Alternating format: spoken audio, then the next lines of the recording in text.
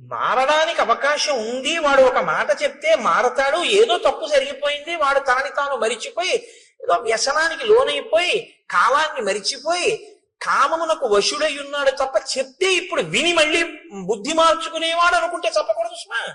అందుకని తొందరపడి సుగ్రీవుని చంపేశావు. అటువంటి పని చెయ్యకు. నేదం అద్యత్వయా గ్రాహ్యం సాధువృత్తేన లక్ష్మణ తాం ప్రీతిం అనువర్తస్య పూర్వవృత్తం చ సంగతం. నువ్వు వెళ్ళేటప్పుడు సుగ్రీవుడితో పూర్వ స్నేహం ఎలా ఉండేదో, మనం అందరం ఎంత ప్రేమగా మాట్లాడుకునే వాళ్ళమో, మన పట్ల సుగ్రీవుడు ఎంత ప్రీతిపాత్రుడో బాగా స్మరించుకుంటూ వెళ్ళు. మీరు ఏది స్మరించుకుంటూ వెడితే మనసు అలా ఉంటుంది. మీరు వ్యగ్రతతో అన్నయ్య కోపమే తలుచుకుంటూ వెడితే కట్టలు తెచ్చుకుంటుంది. మీరు ప్రీతిని స్మరించుకుంటూ వెడితే కొంచెం మంచి మాట చెప్పడానికి అవకాశం ఉంటుంది. అప్పుడు మనసు నీ అదుపులో ఉంటుంది. లక్ష్మణుడి మనసు లక్ష్మణుడి అదుపులో ఉండేటట్టు చూస్తున్నాడు. ఏ మనసు లక్ష్మణుడి అదుపు తప్పుతోందని గుర్తించాడో దాన్ని మళ్ళీ లక్ష్మణుడి అదుపులోకి తీసుకెళ్తున్నాడు. అందుకని కదండి గురువు అయ్యాడైనా. ఎవరు భార్య, ఎవరు బిడ్డలు, ఎవరు నువ్వు, ఎవరి కోసం ఎవరు, ఏదో కొద్ది రోజులు ఆ బాధ, ఆ శోకం, ఆ తర్వాత ఎవరి గొడవ వాళ్ళది. 11వ రోజు వచ్చేటప్పటికి ఆస్తుల పంపకాల దగ్గర గొడవలు, వెళ్ళిపోయిన వాడిని తిట్టడం, అన్ని చోట్ల సామాన్యమైనటువంటి విషయం. బీరువాలు తీయడం, తీసిన తర్వాత ఇదే ఈయనించింది అని దెబ్బలాడడం, ఇన్ని చోట్ల చూడటం లేదు. కాబట్టి స్వాంచం ఆయన తార కూడా తనతో కూడినటువంటి కారణం చేత చాలా సంతోషంగా, అసలు అహోరాత్రం అంటే రాత్రి పగలు కూడా వేరొక వ్యవహారం అనేటటువంటిది ఏదీ లేకుండా స్త్రీ సుఖమును అపేక్షిస్తూ, స్త్రీ సుఖమును పొందుతూ ఆయన తన జీవితాన్ని తాను సంతోషం అనుకుని గడిపేస్తున్నాడు. క్రీడంతమివ దేవీశం నందనీ సరసాం గణై మంత్రిషు న్యస్త కార్యంచ మంత్రిణాం అనవేక్షకం. తాను రాజుగా నిర్వహించవలసినటువంటి బాధ్యతలు కొన్ని ఉంటాయి. ఇప్పుడు తను రాజ్యాన్ని పొందడంతో పాటుగా భార్యని కూడా పొందాడు, తారని కూడా పొందాడు. ఇప్పుడు ఆయనకి రెండూ వచ్చాయి. రాజ్యము వచ్చింది, భార్యలు వచ్చారు. కానీ దేనితో అంటకాగాడు అంటే ఒక్క భార్యలతోనే అంటకాగాడు. అలాగని రాచరికం వదిలిపెట్టాడా అంటే రాజుగానే ఉన్నాడు. మరి రాజ్య పాలన మంత్రులకు అప్పచెప్పాడు. సరే, మంత్రులకు అప్పచెప్పడం తప్పు కాదు. రాజు మంత్రుల యందు న్యాసం చేస్తాడు, ఆ బుద్ధితో ఉంటాడు. కానీ మంత్రులు తనకేమైనా సమస్య చెప్పవలసి వస్తే మంత్రులకి దర్శనం ఇవ్వడు. ఇది ఇక్కడ ఉంది అసలు సమస్య అంతా. మహర్షి మాట్లాడేటటువంటి మాటలు చాలా గంభీరంగా ఉంటాయి. ఆయన అంత తేలికగా ఏం మాట్లాడరు. ఇంకొకళ్ళ యొక్క ప్రవర్తనని పరిశీలనం చేసి ఆ శ్లోకాన్ని చెప్పేటప్పుడు వాల్మీకి మహర్షి శ్లోకాల్ని జాగ్రత్తగా పట్టుకుంటే మనం ఎలా ఉంటున్నాము అన్నది కూడా మనం పరిశీలనం చేసుకోవాల్సి ఉంటుంది. రెండూ పొందినటువంటి వాడు రెండిటి యందు బుద్ధి పెట్టి ఉంటే, రాజ్యపాలన సక్రమంగా చేసి భార్యల యందు అనురక్తితో ఉంటే అందులో మీరు నేను పెద్ద పట్టించుకోవాల్సిన విషయం. రామాయణంలో శ్లోకం రచన చేయవలసిన అవసరం వాల్మీకి లేదు. ఆయన రాజుగా ఉండి ఆ రాజ్యమునకు సంబంధించిన వ్యవహారములు మంత్రులకు విడిచిపెట్టాడు. ఇప్పుడు మంత్రులు ఏదైనా సమస్య వస్తే రాజు నిర్ణయం చేయాలి. రాజు నిర్ణయం చేయాలంటే మంత్రులు ఎవరిని కలవాలి? రాజుని కలవాలి. కానీ మంత్రులకి రాజదర్శనం లేదు. ఎందుకు లేదు? అహోరాత్రము తార రుమ ఇతర పత్నులతో తిరుగుతుంటాడు. తిరుగుతూ ఉండడం వల్ల మంత్రులకి దర్శనం ఇవ్వడు. మంత్రులకే దర్శనం ఇవ్వని వాడు ప్రజలకేం దర్శనం ఇస్తాడు? కాబట్టి ఇప్పుడు ప్రజలు తమ కష్టం చెప్పుకోవాలి అంటే రాజు యొక్క దర్శనం లేదు. మంచి వాళ్ళై మంత్రులు మంచిగా పరిపాలిస్తే పర్వాలేదు, లేకపోతే అసలు రాజుకి ప్రజలకి మధ్య ఏ విధమైనటువంటి సమన్వయం లేదు. ప్రజలు ఎలా ఉన్నారో ఏమైపోతున్నారో ఆయనకు అనవసరం. ఆయన రాజుగా సుఖములను అనుభవించడానికి మాత్రం రాజపదవిని వాడుకుంటున్నాడు తప్ప, రాజపదవిని అనుభవిస్తున్నవాడు రాజుగా తన కర్తవ్యాన్ని చెయ్యడాన్ని విస్మరించాడు. ఇది మహర్షి యొక్క తీర్పు. కాబట్టి క్రీడంతమివ దేవేశం నందనే సరసాం గణై మంత్రిషు న్యస్త కార్యంచ మంత్రిణాం అనవేక్షకం. దేవేంద్రుడు నందనవనంలో తన భార్యలతో విహరిస్తూ ఎంత సంతోషంగా గడుపుతాడో, అప్సరసలతో విహరిస్తూ ఎంత సంతోషంగా గడుపుతాడో, అలా ఆయన కూడా తన భార్యలతో నిరంతరము వనముల యందు ఉపవనముల యందు విహరిస్తూ కాలాన్ని గడిపేస్తున్నాడు. కానీ ఒక ఆయన ఉన్నారు, ఆయన మహాప్రాజ్ఞుడు, బుద్ధిమతాం వరిష్టం. ఆయన గుర్తిస్తున్నాడు, రెండిటినీ గుర్తిస్తున్నాడు. ఏ రెండిటిని గుర్తిస్తున్నాడు? రామచంద్రమూర్తి ఓర్పుని గమనిస్తున్నాడు, సుగ్రీవుడి యొక్క వైక్లభ్యాన్ని గుర్తిస్తున్నాడు. Do not stretch the string beyond the last degree of its elasticity అని ఇంగ్లీష్ లో ఒక ప్రొవెర్బ్. అంటే తెలుగులో అయితే తెగేదాకా తాడు లాక్కండి అన్నాం, కానీ అది ఇంకొంచెం బాగుంటుంది. స్థితిస్థాపక శక్తిని మించిపోయేంత వరకు మీరు లాగవద్దు. అంటే అది కొంచెం సాగగలిగిన శక్తి అన్నది కొంతకాలం ఉంటుంది. సాగగలిగిన శక్తిని దాటి మీరు లాగారనుకోండి, అది తెగిపోతుంది. ఓర్పు అన్నది కూడా అంతే. ఓర్పు పడుతున్నాడు కదా అని మీరు లాగారనుకోండి, ఆ ఓర్పు తెగిపోతుంది, అది భగ్నమైపోతుంది. అప్పుడు దాని స్థానంలో ఏమొస్తుంది అంటే, సహనము ఎక్కడ నశిస్తుందో అక్కడ రావడానికి ఉండేటటువంటిది ఒక్కటే ఉంటుంది, క్రోధం. విశేషమైనటువంటి కోపము ఒక్కసారి ఆవిర్భవిస్తుంది. కాబట్టి ఇప్పుడు హనుమ యొక్క బుద్ధి శక్తి ఎక్కడుందంటే, రామచంద్రమూర్తి యొక్క ఓపిక, రామచంద్రమూర్తి వేచి చూస్తున్న స్థితి, రామచంద్రమూర్తి యొక్క సహనము పరీక్షకి గురైపోతున్నటువంటి స్థితి వచ్చేస్తోంది. ఈయన ఏ కబురు చేయడు, ఈయన మంత్రుల మాట వినడు, ఈయన మంత్రులకి దర్శనం ఇవ్వడు, అహోరాత్రములు భార్యలతో గడుపుతున్నాడు. కాలము తనకి అనుకూలంగా ఉండాలి, ముందు తన భార్యను కూడా తీసుకొస్తే తప్ప నువ్వు నీ భార్యతో సుఖించకూడదని రాముడు అనలేదు. ఇప్పుడు వర్షాకాలం నువ్వు చాలా కష్టపడి ఉన్నావు, హాయిగా సంతోషంగా గడుపు. వర్షాకాలం అయిపోయిన తర్వాత సీతాన్వేషణమునకు ప్రయత్నం చెయ్యి అన్నాడు. వర్షాకాలం అయిపోతోంది అనగానే జాగరూకుడు కావాలి కదా. ఇంకా వర్షాకాలం అయిపోవచ్చింది అనేటప్పటికీ ప్రణాళిక సిద్ధంగా ఉండాలి. ఎందుచేత అంటే కార్యము ముందా ప్రణాళిక ముందా? అంటే శబ్దము వెలుతురులా ఉంటాయి అవి. మీరు చూడండి, ఎప్పుడైనా ఒక పిడుగు పడుతోంది అనుకోండి, పిడుగు యొక్క ధ్వని ముందు రాదు, పిడుగుపాటు ముందు రాదు, వెలుతురు ముందు వస్తుంది. ముందు ఒక పెద్ద వెలుతురు కొడుతుంది. వెలుతురు కొట్టింది అంటే మీరు చెవులు మూసుకోవడం ఏదో చేస్తారమ్మో పిడుగు పడుతోందని.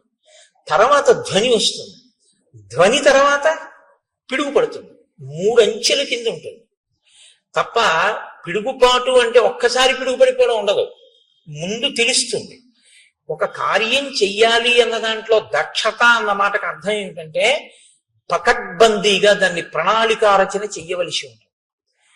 ఇది ఇలా ఉండాలి, ఇలా ఉండాలి, ఇలా ఉండాలి అని కార్యమునకు అనుగుణంగా, కార్య సాఫల్యము కొరకు, మీ ఆనుకూల్యత కొరకు కాదు, కార్యంగా ఫలితాన్ని ఇవ్వడానికి కర్మ. మీరు ఎప్పుడు జ్ఞాపకం పెట్టుకోవాల్సి ఉంటుంది ఈ విషయాన్ని. కర్మ జడం, కర్మ తనంత తానుగా ఫలితాన్ని ఇవ్వదండి. అందుకే భగవాన్ రమణులు ఉపదేశసారం చేస్తే కర్మ తజ్జడం అంటారు. కర్మ జడమైనటువంటిది. అది ఇప్పుడు ఇది ఎంత జడమో అంటే తనంత తానుగా దీనికి ఏమి నిర్వహణ శక్తి ఎలా ఉండదో, ఒక విద్యుత్తు దీంట్లో ప్రసరిస్తే ఇది పనిచేస్తూ ఉంటుంది. అలా కర్మ కూడా జడం. మీరు ఒక కర్మ చేశారనుకోండి, దాని వలన ఫలితం వస్తుందా అని నన్ను అడిగితే నేనేం చెప్పవలసి ఉంటుందంటే రాదు అని చెప్పడమే న్యాయమై ఉంటుంది. అదే న్యాయమైనటువంటి జవాబు. ఎందుకంటే నేను అభిషేకం చేశాను, నాకు ఫలితం వస్తుందా అని మీరు అడిగారు అనుకోండి, మీ మనసు అక్కడ పెట్టారా అని అడగవలసి ఉంటుంది. మీరు కేవలంగా ఓ నీళ్లు పోయడమో ఓ పాలు పోయడమో చేసినంత మాత్రం చేత మీకు దాని వలన ఫలితం ఏం వచ్చేది. కానీ ఏదో హీనపక్షంలో మీరు ఒక కార్యం చేశారు కాబట్టి, ఏదో అభిషేకం చేశాననేటటువంటి నటన యందు కూర్చున్నాడు కాబట్టి ఏదో కొంత ప్రయోజనం సిద్ధించవచ్చు. కానీ అభిషేక ప్రయోజనం ఎప్పుడు సిద్ధిస్తుందంటే, మీరు భక్తితో మీ మనస్సుని అక్కడ పెట్టినప్పుడు. మీ మనస్సుని అక్కడ పెట్టినప్పుడు ఒక్కొక్కసారి ఏమవుతుందంటే పదార్థముల అవసరం ఉండదు, కర్మ అవసరం ఉండదు. కర్మ మనసు చేసేస్తుంది, మనసుకు ఆ శక్తి ఉంది. అందుకే దానికి స్వప్న వస్తుంది. మనసుకున్న బలం, మనసుకున్న బలహీనత రెండు ఒకటే బలహీనత, అదే బలం. మనసుకి ఏది బలహీనతో దాన్ని మీరు బలంగా మార్చగలిగితే మీరు ధన్యులు. మనసుకి ఏది బలమో దాన్ని మీరు బలహీనతగా మార్చుకుంటే మనం అధములం. అంతే తేడా. నీ మాట స్పష్టంగా లేదు అంటారు మీరు, నాకు తెలుసు. మీరు ఒక కర్మ చేస్తున్నారు అనుకోండి, ఆ కర్మ చేసే ముందు దాని యందు శ్రద్ధ అంటే భక్తి, అది ఎందుకు చేస్తున్నాం మనం అన్న విషయం మీద కొంత అవగాహన ఉండాలి. అది దీని కొరకు ఉద్దేశింపబడింది అన్నప్పుడు ఆ కోణంలోనే మీరు దాన్ని చెయ్యవలసి ఉంటుంది తప్ప ఏదో కర్మని కర్మగా చేశారనుకోండి. అన్నవరం సత్యనారాయణ స్వామి వారి వ్రతం 116 గంటలు కూర్చుని చేశాయనుకోండి, మీరు 116 మందిని త్రికరణ శుద్ధిగా చెప్పండి ఎందుకు చేశారు అని అడిగారు అనుకోండి. మేమందరం మా అమ్మాయి పెళ్లి కోసం చేశాం అన్నారు అనుకోండి, ఇప్పుడు చెయ్యకుండా చూస్తున్న ఆయన కూతురు పెళ్లి సెటిల్ అవ్వచ్చు. అదేమిటండి అని మీరు అడగచ్చు. ఈయన నవగ్రహ మంటపాన్ని ఆవాహన చేస్తూ సెల్ ఫోన్ మాట్లాడతాడు. ఇంకేవి పూజ అది వ్రతం కాదు, అది వ్రత భంగం. వ్రతములు చేయుచునొక్కమారైన యవ్వారిని విచారించినన్ వ్రతభంగంబులు మానులట్టి వరదున్ వామాక్షు ఇక్షించియున్ గత చేలా ప్లవనంబు నీడు వ్రత భంగంబంచు పాలతటన్యస్తకరబ్జలై సరసలీలను రొక్కిరట్లందరూ అంటారు పోతన గారు కాత్యాయని వ్రతం గురించి మాట్లాడుతూ. ఎవరు మనసు తీసుకెళ్లి అక్కడ పెట్టాడో వాడికి పదార్థము యొక్క అవసరం లేకుండా వాడు సృజించగలడు. స్వప్నం అందుకే కదండి వచ్చింది. స్వప్నంలో మీ శరీరం ఏమీ వెళ్ళదు, మీ కళ్ళేమీ చూడవు, మీరేం వెళ్ళరు. కానీ స్వప్నావస్థ మీరు జాగృతి యందు ఎలా ఉన్నారు అన్నదానికి ఒక రుజువు.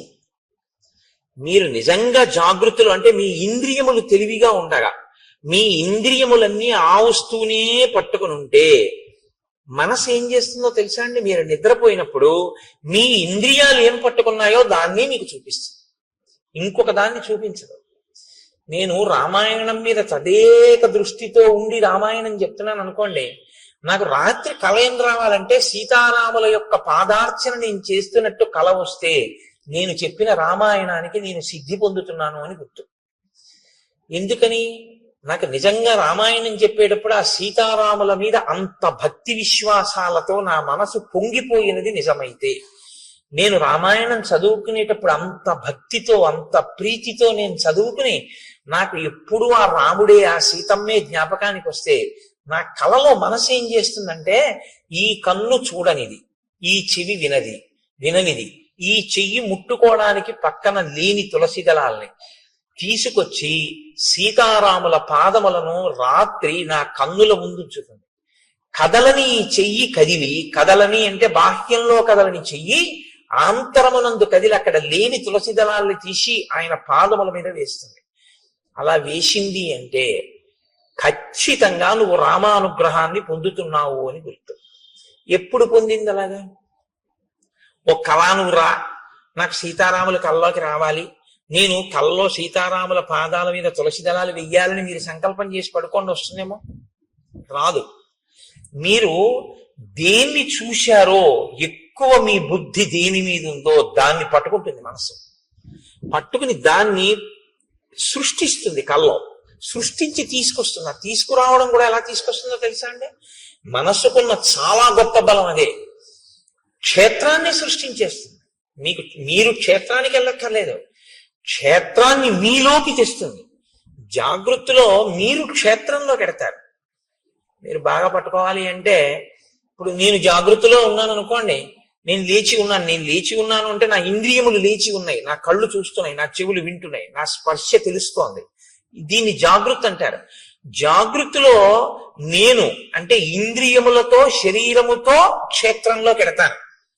మీకు ఉదాహరణ చెప్పాలంటే, ఇవాళ సోమవారం కదండి, ఇప్పుడు నేను ఇవాళ సాయంకాలం సోమవారం కాళహస్తి వెళ్దాం అనుకున్నాను అనుకోండి, కాళహస్తి క్షేత్రంలోకి నేను నా శరీరంతో ఇంద్రియాలతోటి పెడతాను. స్నానం చేసి ఏదో పంచి కట్టుకుని గుళ్ళో పెడతా మారేడు దళాలట్టుకుని వెళ్ళి నా మనసు మగ్నమైపోయింది అనుకోండి, మనసు యొక్క శక్తి ఏమిటో తెలుసా అండి? శ్రీకాళహస్తిని మీలోకి తీసుకొస్తుంది. మీరు శ్రీకాళహస్తిలోకి వెళ్ళడం జాగృతిలో, శ్రీకాళహస్తి మీలోకి రావడం స్వప్నంలో. దేని శక్తి చేత? మనస్సు యొక్క శక్తి చేత.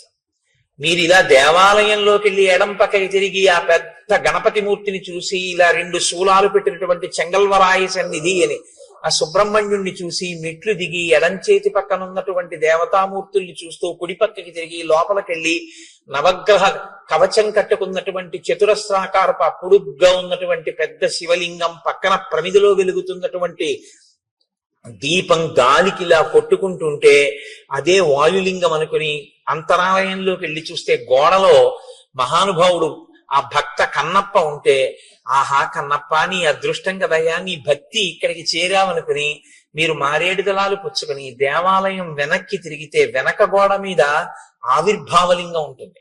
అంటే శివలింగం ఉండి శివలింగం ఇలా కోసినట్టుగా ఉండి అందులోంచి శివుడు కనపడతాడు, తల కనపడదు, పాదాలు కనపడవు.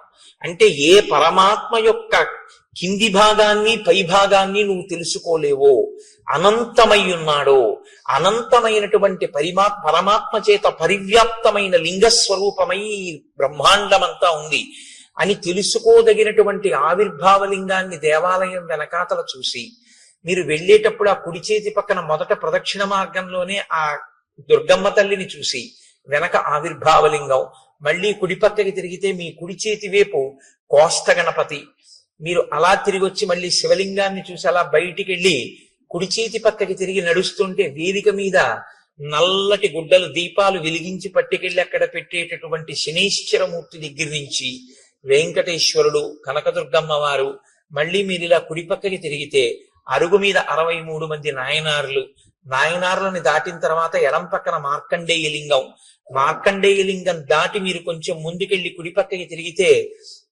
ఓ చిన్న గుడిలా ఉండి అందులో ఓ శివలింగం, మీకు అనురక్తి ఉంటే కసిని తుమ్మి పూలు మారేడు దళాలు పట్టుకెడితే మీ చేత్తో మీరు మార్కండేయ లింగం మీద శివలింగం మీద మీరు పూజ చేసుకోవచ్చు. శ్రీకాళహస్తిలో మీరు అక్కడ మెట్లు దిగి ఇలా కిందకి ఎదురుగుండా చూస్తే నిలబడి ఉన్నటువంటి జ్ఞానప్రసూనాంబ, పెద్ద కిరీటం, అమ్మవారి కిరీటంలో ఉన్నటువంటి పెద్ద మణి, ఆ తల్లి యొక్క స్వరూపం, ఆవిడ కట్టుకున్న చీర, ఇంత పెద్ద కుంకం చాలలు బొట్టు పెట్టుకున్నటువంటి వృద్ధ అర్చకుడు, ఆయన తీసుకెళ్లి అమ్మవారికి కుంకుమార్చన చేసి ఉండడం వల్ల ఆయన అరికాళ్ళు కూడా ఎర్రపడిపోయి అంచులు కూడా కుంకంతో ఎర్రబడి, ఆయన కూర్చున్నప్పుడు పృష్ఠభాగం పంచె ఉత్తరీయం కూడా కుంకం అంటుకుపోయి, ఆయన అరిచేతులన్నీ కుంకంతో ఉండి ఆయన నీరాజనం తీసుకొచ్చి మీకు ఇస్తే మీరు నీరాజనం తీసుకుని పువ్వులు తీసుకుని అమ్మవారి ఆలయానికి ఇలా ప్రదక్షిణం చేసి బయటికి వస్తుంటే అభిషేకం టికెట్ ఉన్న వాళ్ళకి ఉత్తరీయాలు వేస్తున్నటువంటి ప్రదేశం, ఆ ఎడం చేతి పక్కన ఉన్నటువంటి స్వామివారి ఊంజల్ మంటపం, అక్కడ ఉన్నటువంటి ఆ అద్దాల మంటపం, అది చూసి మీరు బయటికి వచ్చి మళ్ళీ ఇలా కుడి చేతి పక్కకి తిరిగి కుడి పక్క మెట్లెక్కితే ఒక చోట గీసినటువంటి వృత్తంలో నిలబడి చూస్తే మీకు ఎదురుగుండా కాళహస్తీశ్వరుని యొక్క శిఖర దర్శనం, ఇంకొక వృత్తంలో నిలబడి మీరు ఇలా చూస్తే అమ్మవారి శిఖర దర్శనం, ఇంకొక వృత్తంలో నిలబడి మీరు చూస్తే కొండ మీద ఉన్నటువంటి కన్నప్ప గుడి దర్శనం, యమధర్మరాజ ప్రతిష్ఠిత లింగం, అది దాటిటొస్తే ధర్మరాజ ప్రతిష్ఠిత లింగం అన్నట్టుగా ఉన్నటువంటి ఆ స్ఫటిక స్వరూపం.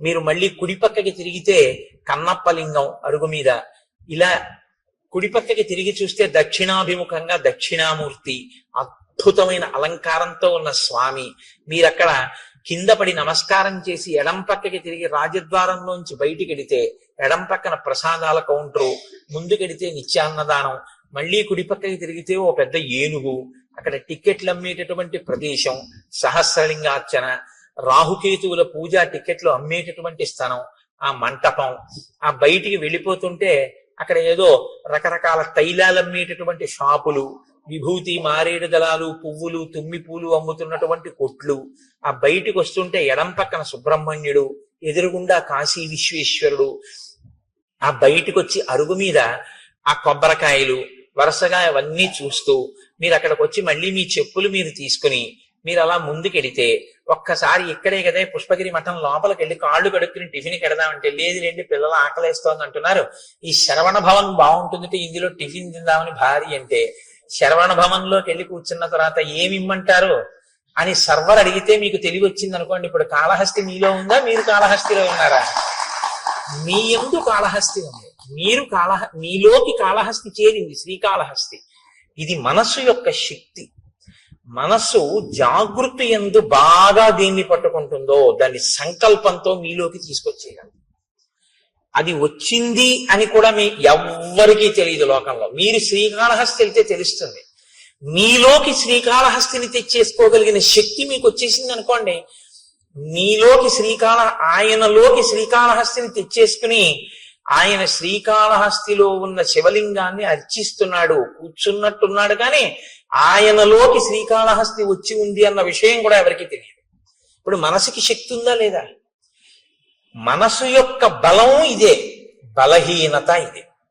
మీరు దాన్ని బాగా శిక్షణ ఇస్తే దేన్నైనా మీలోకి తెస్తుంది. మీరు ఏ శిక్షణ ఇవ్వకపోతే దాని ఇష్టం వచ్చి నువ్వు పట్టుకున్నవి తిరిగి అవన్నీ తీసుకొచ్చి మీలో పెడుతుంది. అదే బలహీనత. దాన్ని మీరు మార్చగలిగితే అదే దాని బలం.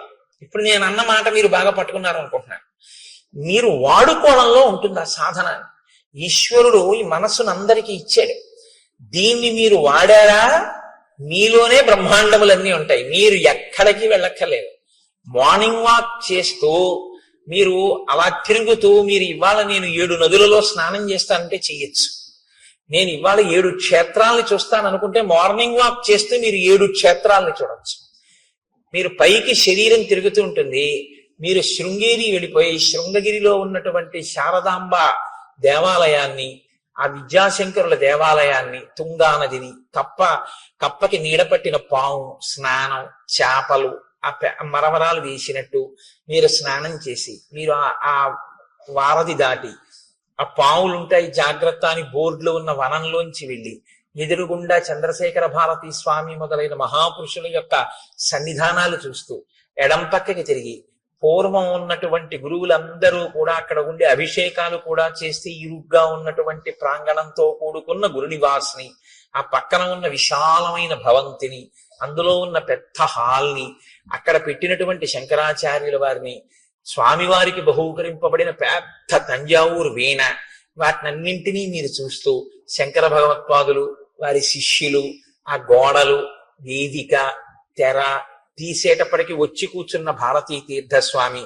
ఆయన ఇలా కూర్చుని ఇంకా రుద్రం మొదలెట్టడానికి ముందు ఎవరితో మాట్లాడకుండా ఇటు తిరిగి కూర్చుని ఇటుపక్కకి ఇలా తలొక్కటి తిప్పి ఇలా అందరినీ ఇలా ఒక్కసారి పరికించి సభాభ్య సభాపతిభ్యశ్చ భో నమో నమో అన్న భావన లోపల అంతా శివస్వరూపంగా చూస్తూ పైకి మన్ని చూస్తున్నారని మనం అనుకుంటే ఆయన ఒక్కసారి ఇలా ఇటు పక్క నుంచి ఇటు పక్క వరకు ఇలా చూసి ఇలా తలూపి ఆ శివలింగం మీదకి పెట్టినటువంటి ధారాపాత్ర, అందులోకి ఆయన పాత్రతో తీసి ఇలా పోస్తుంటే పడుతున్నటువంటి శివలింగం మీద పువ్వులు, ఆ ధారలు, ఆఖరణ ఆయన వస్త్రం తీసి ఆ శివలింగాన్ని తుడిచి పైకి లేవకుండా అందంగా ఈ చెయ్యి ఇలా ఎత్తి కింద పడకుండా దాన్ని ఆ శివలింగాన్ని అందంగా పెట్టి ఆ పువ్వులతో అలంకారం చేసి ఆయన చేసేటటువంటి అభిషేకం, ఇవన్నీ మీరు చూస్తుండగా, మీరు అనుభవిస్తుండగా మీ 5 రౌండ్లో 6 రౌండ్లో మీ మార్నింగ్ వాక్ అయిపోతుంది. శరీరానికి వ్యాయామం అయింది, మనసుకి శృంగేరి దర్శనం అయిపోయింది. మనసుకు ఆ శక్తి ఉంది. శరీరం తిరుగుతూ ఉంటుంది, మనస్సు విడిపోయి వెళ్ళిపోతుంది, ఎటు కావాలంటే అటు వెళుతుంది. దాన్ని మీరు అలవాటు చేస్తే శృంగేరి వెళ్తుంది, మీరు అలవాటు చేస్తే గంగానదికి వెళ్తుంది, మీరు అలవాటు చేస్తే కాశీ వెళుతుంది, మీరు అలవాటు చేస్తే మీరు ఎక్కడికి వెళ్ళమంటే అక్కడికి వెళ్తుంది. ఎప్పుడు మీరు జాగృతిలో మనసును అక్కడ పెడితే, మీరు శృంగేరి వెళ్ళినప్పుడు మీ మనసు అక్కడ పెడితే మీ మనసు తర్వాత శృంగేరిని చేస్తుంది. ఇప్పుడు మీరు శృంగేరి శరీరంతో వెళ్ళి మీ మనసు కాకినాడలోనే ఉందనుకోండి, శృంగేరిని మీలోకి తేవడం ఇక మనసుకి సాధ్యం కాదు. అదే దాని బలహీనత, అదే దాని బలం కూడా. ఇప్పుడు మీరు దాని బలాన్ని బలంగా మీరు వాడుకోగలిగితే అది మీకు ప్రయోజకత్వాన్ని సాధించి పెడుతుంది. అది మీకు చేత కాకపోతే ఆ మనసే బంధనానికి గురి చేస్తుంది. అందుకే మన ఈవ మనుష్యాణం కారణం బంధమోక్షయో అంటాడు పరమాత్మ గీతాచార్యుడు. కేవలం మనస్సే, ఒకడు బంధింపబడుతున్నాడు, ఒకడు మోక్షం వైపుకి వెళ్ళిపోతున్నాడు. మీరు ఒకటి గుర్తుపెట్టుకోండి, కట్టాలన్నా విప్పాలన్నా తాడు తప్ప ఇంకోటి ఉండదు కట్టడానికి విప్పడానికి.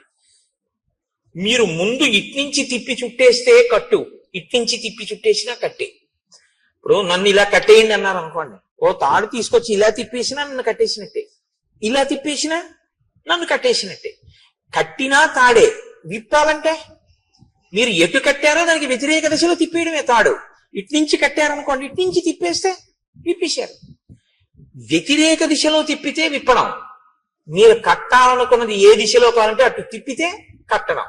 కట్టినా విప్పినా చెయ్యి తిప్పడంలో ఉంది. మీరు ఎటు ఒకలా తిప్పితే కట్టు, ఒకలా తిప్పితే విప్పడం. ఆ తాడు మాత్రం అది. కట్టుకోవడం విప్పుకోవడం మీ చేతిలో, కట్టుకున్నా విప్పుకున్నా మీ ఇష్టం. ఈశ్వరుడు మనస్సుని ఇచ్చేసాడు, తాడు మీకు ఇచ్చాడు. ఇది ఆశ్రమాన్ని ధన్యం చేసుకోవడం అంటారు. ఎందుకు ఎడుతున్నావు గృహస్థాశ్రమంలోకి? ఆవిడ నువ్వు కలిసి తరించడానికి. నీ చెయ్యి ఆవిడ ఎందుకు పట్టుకుందంటే 24 గంటలు నీకు కావలసిన రుచులతోటి నీకు వండి పెట్టడానికి, నీకు సంతానం కనడానికి, శరీరం జర్జరీభూతం అయిపోయేంత వరకు కూడా కామ ప్రచోదనంతో బతకడానికి ఇవ్వలేదు ఆవిడ్ని కన్యాదాత. ఆవిడ్ని నీ పక్కన ధర్మపత్నిగా పెట్టుకుని నువ్వు పుణ్యకర్మలు చేసి నీ పుణ్యంలో సగభాగం ఆవిడికిచ్చి ఆవిడ్ని ఉద్ధరిస్తావన్న ఉద్దేశ్యంతో ఆవిడ్ని ఇచ్చాడు. నువ్వు స్వీకరించింది ధర్మపత్నిగా, కేవలం కామపత్నిగా నువ్వు అనుభవిస్తానంటే నీ కర్మ అంతే. ఎవరు జోక్యం ఏం చేసుకోరు అందులో. కానీ పాడైపోవడం అనేది మాత్రం జరిగిపోతుంటుందంతే. కాలం ఆగదు కదండి, వెళ్ళిపోతుంది కాలం. ఆ కాలంలో నువ్వు ఏం పట్టుకున్నావో, కామం ఒక్కటే పట్టుకున్నావు, ఏది వదిలిపెట్టేశావో, ధర్మముతో అర్థాన్ని, ధర్మానికి కామాన్ని ముడేయడం మర్చిపోయావు. కామము ధర్మబద్ధమే కావచ్చు, భార్యతోనే ఉన్నావు, కానీ కాలమంతా దానికే ఉపయోగించావు. ఇప్పుడు మరి మిగిలినవి ఏమైపోయాయి? పురుషార్థాలు. మరి ధర్మం ఏది, అర్థం ఏది? అప్పుడు ఇంకా మరి ఒక పురుషార్థంతోనే పట్టు కూర్చుంటే జీవితం ఏది? మితిమీరిన వ్యామోహమైంది తప్ప అది పురుషార్థ సమన్వయం ఎలా అయింది? పాడవుతున్నట్ట, సన్మార్గంలో ఉన్నట్ట. అందుకనన్నారు మహర్షి, సత్పురుషుల మార్గమును విడిచిపెట్టాడు అంటే పురుషార్థములను సమన్వయం చేసుకోవడం రాలేదు. రాజ్యాన్ని వదిలిపెట్టి కేవలం భార్య యందు మనసు పెట్టుకున్నాడు. ఇంకొక ఆయన మహాపురుషుడు, ఆయనేం చూస్తున్నారు? ఆయన తిరిగారు ఈయనతో పాటే, హనుమ. ఆయన అప్పుడు ఆయనకి ఒకటే, ఇప్పుడు ఆయనకి ఒకటే. ఇప్పుడు ఆయన ఏం ఆలోచిస్తున్నారు? మహానుభావుడు రామచంద్రమూర్తికి మాట ఇచ్చాడే, ఆయన అలా అరణ్యంలో కూర్చుని ఉన్నారే, మన గుహలో కూర్చున్నారే. మరి శరత్కాలం వచ్చేసింది, ఈయనేమో చెయ్యవలసిన ప్రణాళికారచన చెయ్యట్లేదు. ఇంతకీ ఎక్కడ బయలుదేరాను?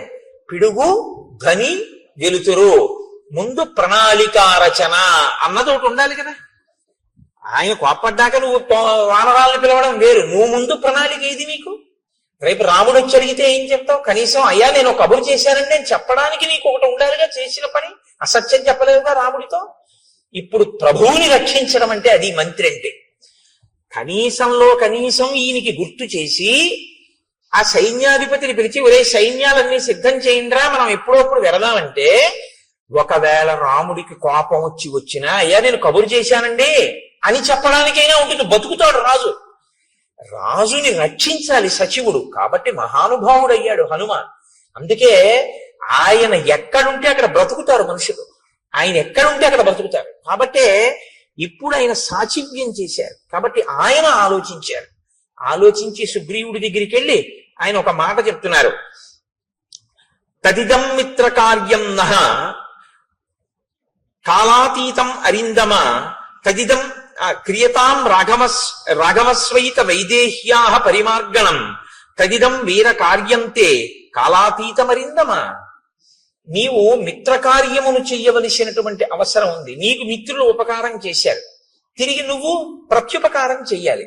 ప్రత్యుపకారం చెయ్యడం అనేటటువంటిది నీ మనసులో అవకాశం సావకాశం అని అనిపించినప్పుడు చేయడం కాదు. ఏ కాలంలో చెయ్యాలో ఆ కాలంలో చెయ్యాలి. ఏ కాలంలో చెయ్యాలని రాముడు చెప్పాడు?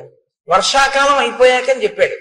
వర్షాకాలం అయిపోయింది, నువ్వు మొదలు పెట్టాలి. ఇప్పుడు రాముడి వైపు నుంచి కాదు మొదలవ్వవలసింది, రాముడు నీకు ఇచ్చిన సమయం అయిపోయింది. ఇప్పుడు ప్రత్యుపకారం నీ వైపు నుంచి మొదలవ్వాలి. నువ్వు దాన్ని విస్మరించావు. కాబట్టి ఇప్పుడు ఎప్పుడైతే నువ్వు విస్మరించావో నువ్వు కృతాపరాధుడవయ్యావు, నువ్వు అపరాధం చేసిన వాడివయ్యావు. ఆయన ఇంకా చాలా గొప్ప ధర్మంలో ఉన్నాడు. ఏమిటి ఆయన పట్టుకున్న గొప్ప ధర్మం? నచ కాలం అతీతంతే నివేదయతి కాలవిత్ త్వరమానోపి సన్ ప్రాజ్ఞ తమ రాజన్ వశానుద. ఇచ్చిన కాలం దాటిపోయింది, సుగ్రీవుడు ఏ ప్రయత్నం చెయ్యట్లేదో అని తెలుసున్నా ఆయన ఇంకా ఓపిక పడుతున్నాడు. పోన్లే చూద్దాం చూద్దాం చూద్దాం అని ఆలోచిస్తున్నాడు. నీ అంత నువ్వు ముందుకొస్తే తనొక కఠినమైన మాట అన్నానన్న బాధ తనకి మిగలకూడదని నువ్వు ఇది గుర్తించట్లేదు. గుర్తించకుండా కాలమును దుర్వినియోగం చేస్తున్నావు. ఒకసారి దుర్వినియోగం కాని అయిందో ఆ తర్వాత నువ్వు మనసులో ఉపకారం చేద్దామని అనుకున్నా సరే కాలమునందు చెయ్యవలసినది చెయ్యలేదు కనుక నువ్వేం చేయవలసి ఉంటుందో తెలుసా? తల వంచుకుని నిలబడి క్షమార్పణ చెప్తా పని చేయవలసి ఉంటుంది. ఇప్పుడు ఆ పని చేసినా చెయ్యవలసిన వేళకి చేసిన వాడన్న ఖ్యాతి ఉండదు. మరిచిపోయి గుర్తు చేస్తే చేసిన వాడన్న పేరు వస్తుంది. చెయ్యలేదా చేశావు, ఉపయోగం ఉందా? లేదు. మీకండి రామాయణంలో టైం మేనేజ్మెంట్ అని ఇవ్వాలంటున్నారు. ఈ టైం మేనేజ్మెంట్ అన్న దాని కోణంలో రామాయణాన్ని మాట్లాడితే శ్రీరామాయణము టైం మేనేజ్మెంట్ అంటే కాలమును చక్కగా దక్షతతో వినియోగించుకుంటా అని నిజంగా మేనేజ్మెంట్ సైన్సెస్ చదువుకునేటటువంటి స్టూడెంట్స్ కి శ్రీరామాయణంలోంచి కానీ అన్వయం చేస్తే నేను మీకు నిజం చెప్తున్నాను, ఎక్కడా దొరకనంత గొప్ప విషయాలన్నీ శ్రీరామాయణంలో ఉన్నాయి. ఎంత గొప్పగా మాట్లాడతాడో, ఎన్ని చోట్ల వస్తుందో. చెయ్యవలసిన సమయమునందు చెయ్యవలసిన పని. సుందరకాండలో కూడా అత్యద్భుతంగా ప్రస్తావన చేస్తాడు దీని గురించి. కాబట్టి అందుకే నేను మీతో మనవి చేసింది, శ్రీరామాయణం అనేక కోణములలో మనకి నేర్పుతుంది. వ్యామోహాలకి లొంగిపోకుండా చెయ్యవలసిన సమయానికి చెయ్యవలసిన పనికి టక్కన లేచిపోగలిగిన శక్తి ఎక్కడి నుంచి వస్తుందంటే రామాయణంలోంచి వస్తుంది. కాబట్టి నచ కాలం అతీతంతే నివేదయతి కాలవిత్ తరమాణోపి సన్ ప్రాజ్ఞ తవ రాజన్ వశానుగః అని అకర్తురపి కార్యస్య భవాన్ కర్తా హరీశ్వర కిం పునః ప్రతికర్తుస్తే రాజ్యేన చ వధేన చ. రాజా, నువ్వు ప్రత్యుపకారం చేసేటటువంటి స్వభావం లేనివాడివని నేను అంటలేదు, నువ్వు అటువంటి వాడివని నేను అన్నాను. ఎందుకంటే ప్రత్యుపకారం చెయ్యడం కాదు, నీకున్నటువంటి లక్షణం ఏమిటో తెలుసా? అసలు ఉపకారం చెయ్యని వాడికి ఉపకారం చేస్తావు. అంత మంచివాడివి, చాలా మంచివాడివి, అందులో ఇంక సందేహమేం లేదు. భవాన్ కర్తా హరీశ్వర, ఓ వానర రాజా, నువ్వు అటువంటి ఉపకార బుద్ధి కలిగిన వాడివి. కానీ కిం పునః ప్రతికర్తుస్తే రాజ్యేనచ వధేనచ, రెండు గొప్ప కార్యములు నీకు చేశాడు రాముడు. ఒకటి రాజ్యం ఇచ్చాడు, రెండు రాజ్యం ఇవ్వడం కాదు, ఎవరు బతికుండగా నీకు అసలు రాజ్యము ప్రాణము భార్య ఈ మూడు సంశయాత్మకమో అటువంటి వాణ్ణి తన ప్రాణాలు పణంగా పెట్టి చంపాడు. వాలి ఇలా చూశాడు అనుకోండి, ఆయన వేగానికి హద్దు ఉందంటే ఇంకా రాముడు నిగ్రహించలేడా అన్నది పక్కన పెట్టండి, చాలా పెద్ద ప్రమాదకరమైన పరిస్థితి వచ్చేస్తుందా, వచ్చేదా. కాబట్టి తన ప్రాణములను పణంగా పెట్టి వాలిని వధించాడు. నువ్వేం చేస్తున్నావు? చెయ్యవలసిన సమయానికి చెయ్యవలసినటువంటి పని చెయ్యాలి. ఏమంటే నేను ప్రత్యుపకారం చెయ్యని వాడిని కాను, ఎవరో నాకు ఉపకారం చెయ్యని వాళ్ళకు కూడా వాళ్ళకి చేశాను, వీళ్ళకి చేశాను, వాళ్ళకి చేశానంటే నువ్వు నోరు ముయ్యవయ్యా. ఈ రాజ్యం అసలు చేయడానికి ఎవడిచ్చాడు? ఆయనకి చెయ్యని దానికి మిగిలిన వాళ్ళకి చేస్తే ఎంత, చేయకపోతే ఎంత, అసలుది చేశావా అని అడుగుతాడు. ఏది ముఖ్యమో అది వదిలిపెట్టావు, ఏవి చిన్న చిన్నవి చేసినా చేయకపోయినా పర్వాలేదో అవి చేస్తున్నావు. ఏమిటి ఉపయోగం? కొన్ని వేల పట్టున చేయవలసి ఉంటాయి, కొన్ని వేల తప్పి చేసినా వచ్చే ప్రమాదం ఏమి ఉండదు. అవి వేల పట్టున చేయవలసినవి వేల పట్టున చేసేయాలి మీరు. దానికి మీరు ఇంక ఎంత ఖచ్చితంగా ఉండాలంటే అందులో ప్రత్యేకమైనటువంటి క్రమశిక్షణ ఉండాలి. ప్రత్యేకించి బ్రాహ్మీ ముహూర్తంలో అంటే ఉదయం వేళలో ఎంత త్వరగా వీలైతే అంత త్వరగా పూజామందిరంలోకి వెళ్ళిపోవాలి. పూజామందిరంలోకి వెళ్ళడానికి తను దానికి సిద్ధపడడానికి మధ్యలోకి ఎంతో అవసరమైతే తప్ప, అసలు తప్పించడానికి కుదరకపోతే తప్ప మీరు ఎట్టి పరిస్థితుల్లోనూ ఏ కార్యాన్ని దాని మధ్యలోకి రావడాన్ని మీరు అనుమతించకూడదు. ఉదయం లేవడము అంటే దేని కొరకు? పూజామందిరంలోకి వెళ్ళిపోవడం కొరకే. దానికి దీనికి మధ్యలోకి ఏదీ రావడానికి వీల్లేదు. అది భక్తిరస సంబంధమైన టీవీలో కార్యక్రమమే కావచ్చు, రావడానికి వీల్లేదు. మీ కాయిక కైంకర్యం ఏమైపోయింది మీ సింహాసనం దగ్గర? మీరు మీ సింహాసనాన్ని అర్చించద్దు, మీరు వెళ్ళిపోవాలంతే పూజామందిరంలోకి. ఏవో కొన్ని ఉంటాయి శరీరమాధ్యంకులకి ధర్మశాస్త్రం. ఒక్కొక్కడికి వ్యాయామం చేయకపోతే ఇబ్బంది, తప్పదు, వెళ్ళాలి. వాడి కర్మ, వాడికి భక్తి ఉన్నా వెళ్ళాలి. కానీ నేను మీతో మనవి చేసేది అదే, అప్పుడు కూడా మీరు మానసికం చేసేయచ్చు. ఇతరుల దృష్టిలో మీరు వాకింగ్కి వెళ్ళినట్టు ఉండొచ్చు, కానీ మీరు దాన్ని ఈశ్వరారాధనగా మార్చుకోవచ్చు. మీరు బెంగ పెట్టుకోక్కర్లేదు, అయ్యో నేను చేయలేకపోతున్నానని అనుకోక్కర్లేదు. ఆ ఆర్తిని ఈశ్వర పూజగా మలుచుకుని శరీరంతో వ్యాయామం చేసి రాగానే మీరు వెళ్ళిపోవాలంతే పూజా మందిరంలోకి. తప్ప ఇక దాని మధ్యలోకి ఇంకోటి వచ్చేసింది అంటే మీ శ్రద్ధ నశించిపోయింది అని గుర్తు. ఇదే రావణాసురుడి విషయంలో సీతమ్మ అంటుంది, సన్నామివ మహాకీర్తిం శ్రద్ధామివ విమానితాం పూజామివ పరీక్షీణాం ఆశాం ప్రతిహతామివ. ఉపాసన రహస్యాలు చెప్పింది కాబట్టి సుందరకాండే. శ్రీరామాయణంలో అది ఇంకా జీవధార. సుందరకాండ వచ్చేస్తోందిగా ఇంకెంత 2-3 రోజులు. కాబట్టి హనుమ మాట్లాడడం అంటేనండి శ్రీరామాయణంలో అలా ఉంటుంది. ఆయన మహానుభావుడు. ఆయన ఎక్కడైనా మాట్లాడితే మీరు చాలా జాగ్రత్తగా దృష్టి పెట్టి ఆ విషయాన్ని జాగ్రత్తగా చదవవలసి ఉంటుంది. చదివి ఇది నా జీవితంలో అన్వయం చేసుకునేటప్పుడు ఎక్కడ వస్తోంది పొరపాటు, దీన్ని నేను ఎక్కడ దిద్దుకోవలసి ఉంటుంది అన్నది మీరు ఆలోచించుకుని మీరు వెంటనే మీ జీవితంలోకి సమన్వయం చేసుకోవడంలో కృతకృత్యులు కావాలి. అప్పుడు రామాయణం మీకు ఉపయుక్తం అవుతుంది. కాబట్టి రాజా నువ్వు తొందరపడవలసి ఉంటుంది. ఉండి వెంటనే రాముడికి ప్రత్యుపకారం చెయ్యి. ఇప్పుడు హనుమ చెప్పిన మాట అంటే వింటాడు. వినడం సుగ్రీవుడి లక్షణం, వినకపోవడం రావణాసుడి లక్షణం. తప్పు చేయడం తప్పు కాదు, వినగలిగినటువంటి ప్రజ్ఞ ఉంటే బయటికి వస్తాడు, పర్వాలేదు. కాబట్టి ఇప్పుడు ఆయన వెంటనే నీలుణ్ణి పిలిచాడు. పిలిచి సంధిదేశాతిమతిమాన్ నీలం నిత్య కృతోద్యమం దిక్షు సర్వాసు సర్వేషాం సైన్యానాం ఉపసంగ్రహే. అన్ని దిక్కుల నుండి వానరములన్నిటినీ కూడా పిలిపించి సిద్ధంగా ఉంచు, మనం రామకార్యం మీద వెడదాం. ఇదొక్కటి చెప్పి మళ్ళీ మర్చిపోయి అంతే. మళ్ళీ మధుసేవనం, మళ్ళీ భార్యలతో రమించడం, అందులో పడిపోయాడు.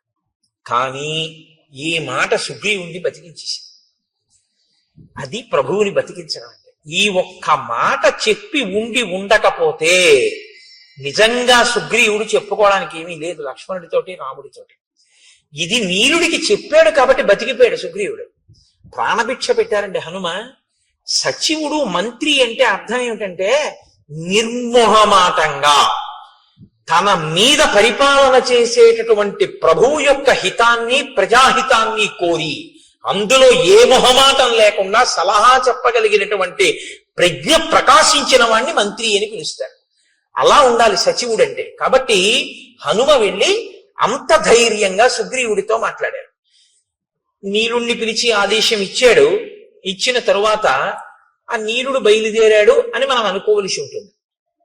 ఇప్పుడు హనుమ ఏది ఊహించారో అది నిజమవుతుంది. మహాత్ముల ఊహలు ఎందుకు పోతాయండి? ఉత్తినే పోవు. శరత్కాలం వచ్చేసింది.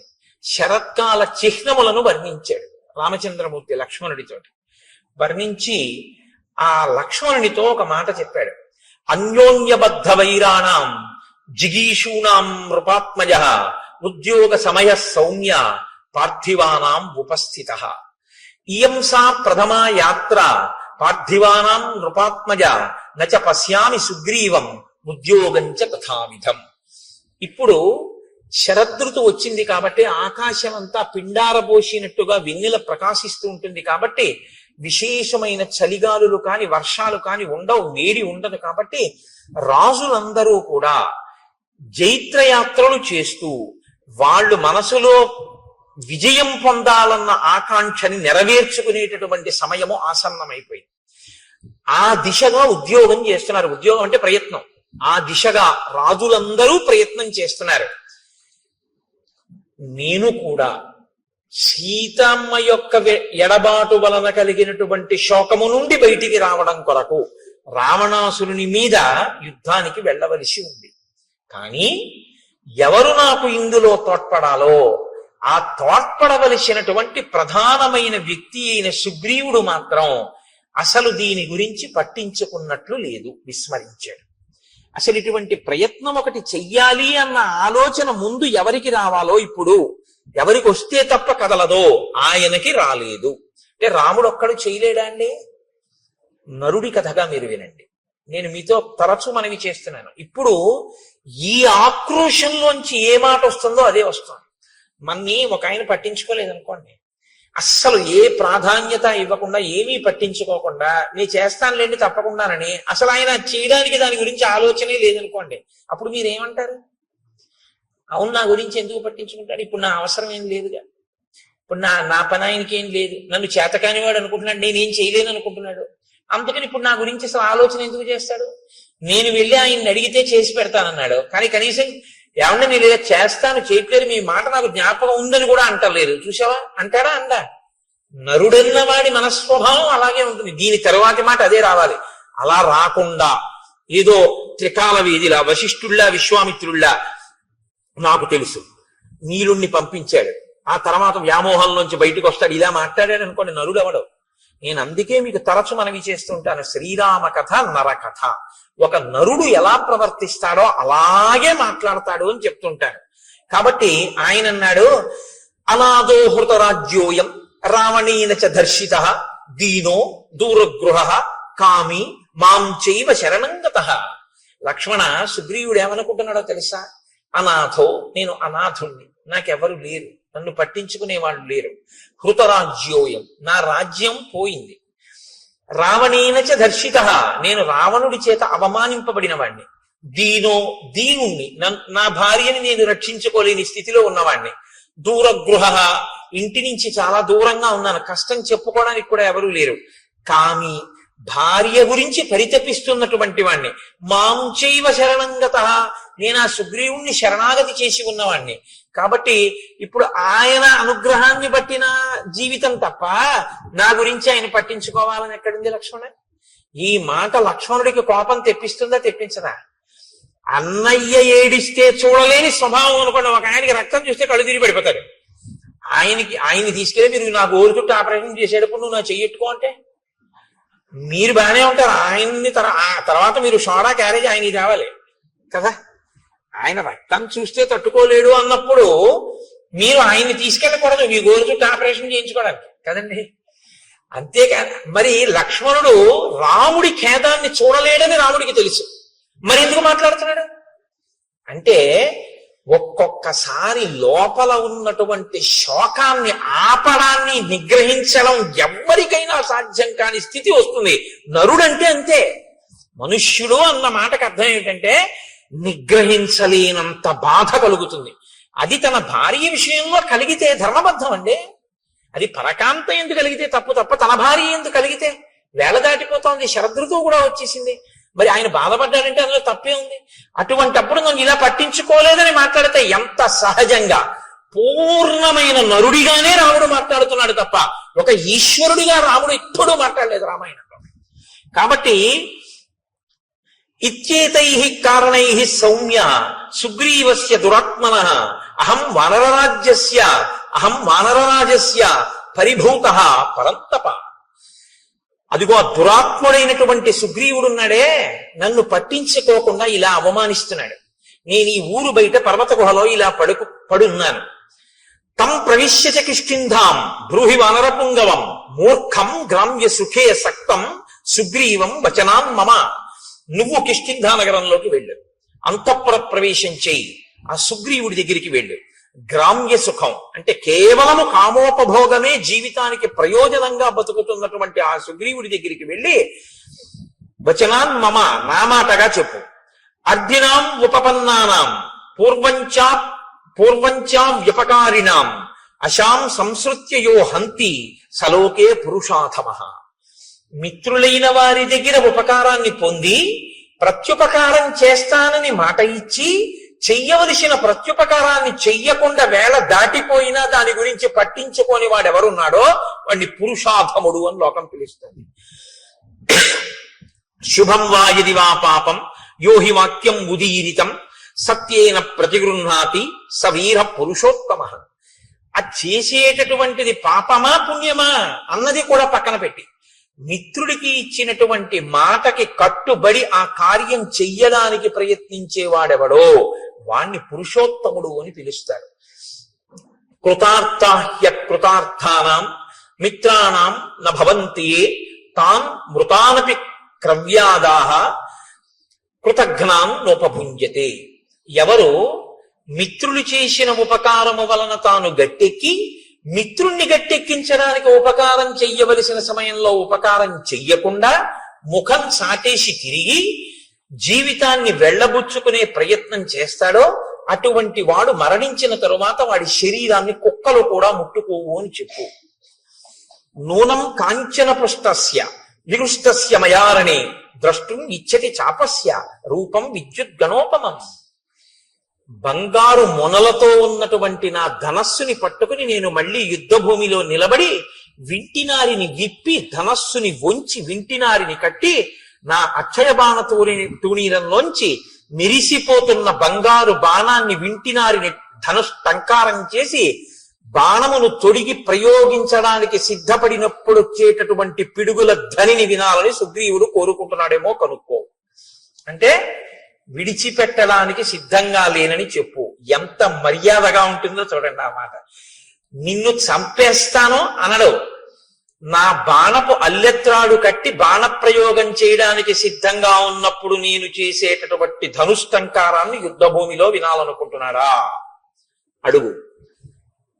అంటే శత్రువుగా నిలబడిపోవలసి వస్తుందని గుర్తు పెట్టుకోమ్మ మనం అని కఠినంగా మాట్లాడడం. ఆ మాటలో కూడా ఎంత సౌమ్యంగా ఉంటుందో, అప్పుడు కూడా ఎంత మాటలో ఎక్కడ మీకు అశ్లీలత కానీ అసలు ఆ మాటలో వ్యగ్రత కానీ కనపడవు. అంత అందంగా ఉంటుంది ఆయన మాట్లాడితే. అందుకే శ్రీరామాయణాన్ని బాగా చదివి రామాయణం బాగా జీర్ణమైనటువంటి వాళ్ళు కోపంతో మాట్లాడినా అందంగానే ఉంటుంది. ఎందుకంటే ఆ భాష అటువంటి సుసంపన్నమైన హృదయం అలవాటు అవుతాయి. కాబట్టి నచ సంకుచిత పంథ ఏన వాలీహతో గత సమయే తిష్ట సుగ్రీవ మా వాలి పదమన్వగాహ. వాలి విడిపోయినటువంటి మార్గం ఇంకా మూసుకుపోలేదు, తెరిచే ఉందని గుర్తు చెయ్యి. అలా వెళ్ళాలి అనుకోకపోతే తానన్న మాట నిలబెట్టుకోమన్నానని చెప్పు. వాలి వెళ్ళిన మార్గం మూసుకుపోలేదంటే అటు పంపిస్తానని చెప్పంటే వాలికి వెళ్ళాడు, మృత్యువుని పొందాడు, అదే పొందుతాడని చెప్పు. ఆ మాట నోటితో అనడం. ఎందుకంటే మిత్రుడి విషయంలో అసలు ఆ మాట నోటి వెంట రాకూడదు. కాబట్టి ఎంత అందంగా మాట్లాడుతున్నాడో చూడండి. తన ధర్మం నుంచి తాను ఒక్క అడుగు తొట్టు పడకుండా నిలబడుతుంటాడు ఎప్పుడు.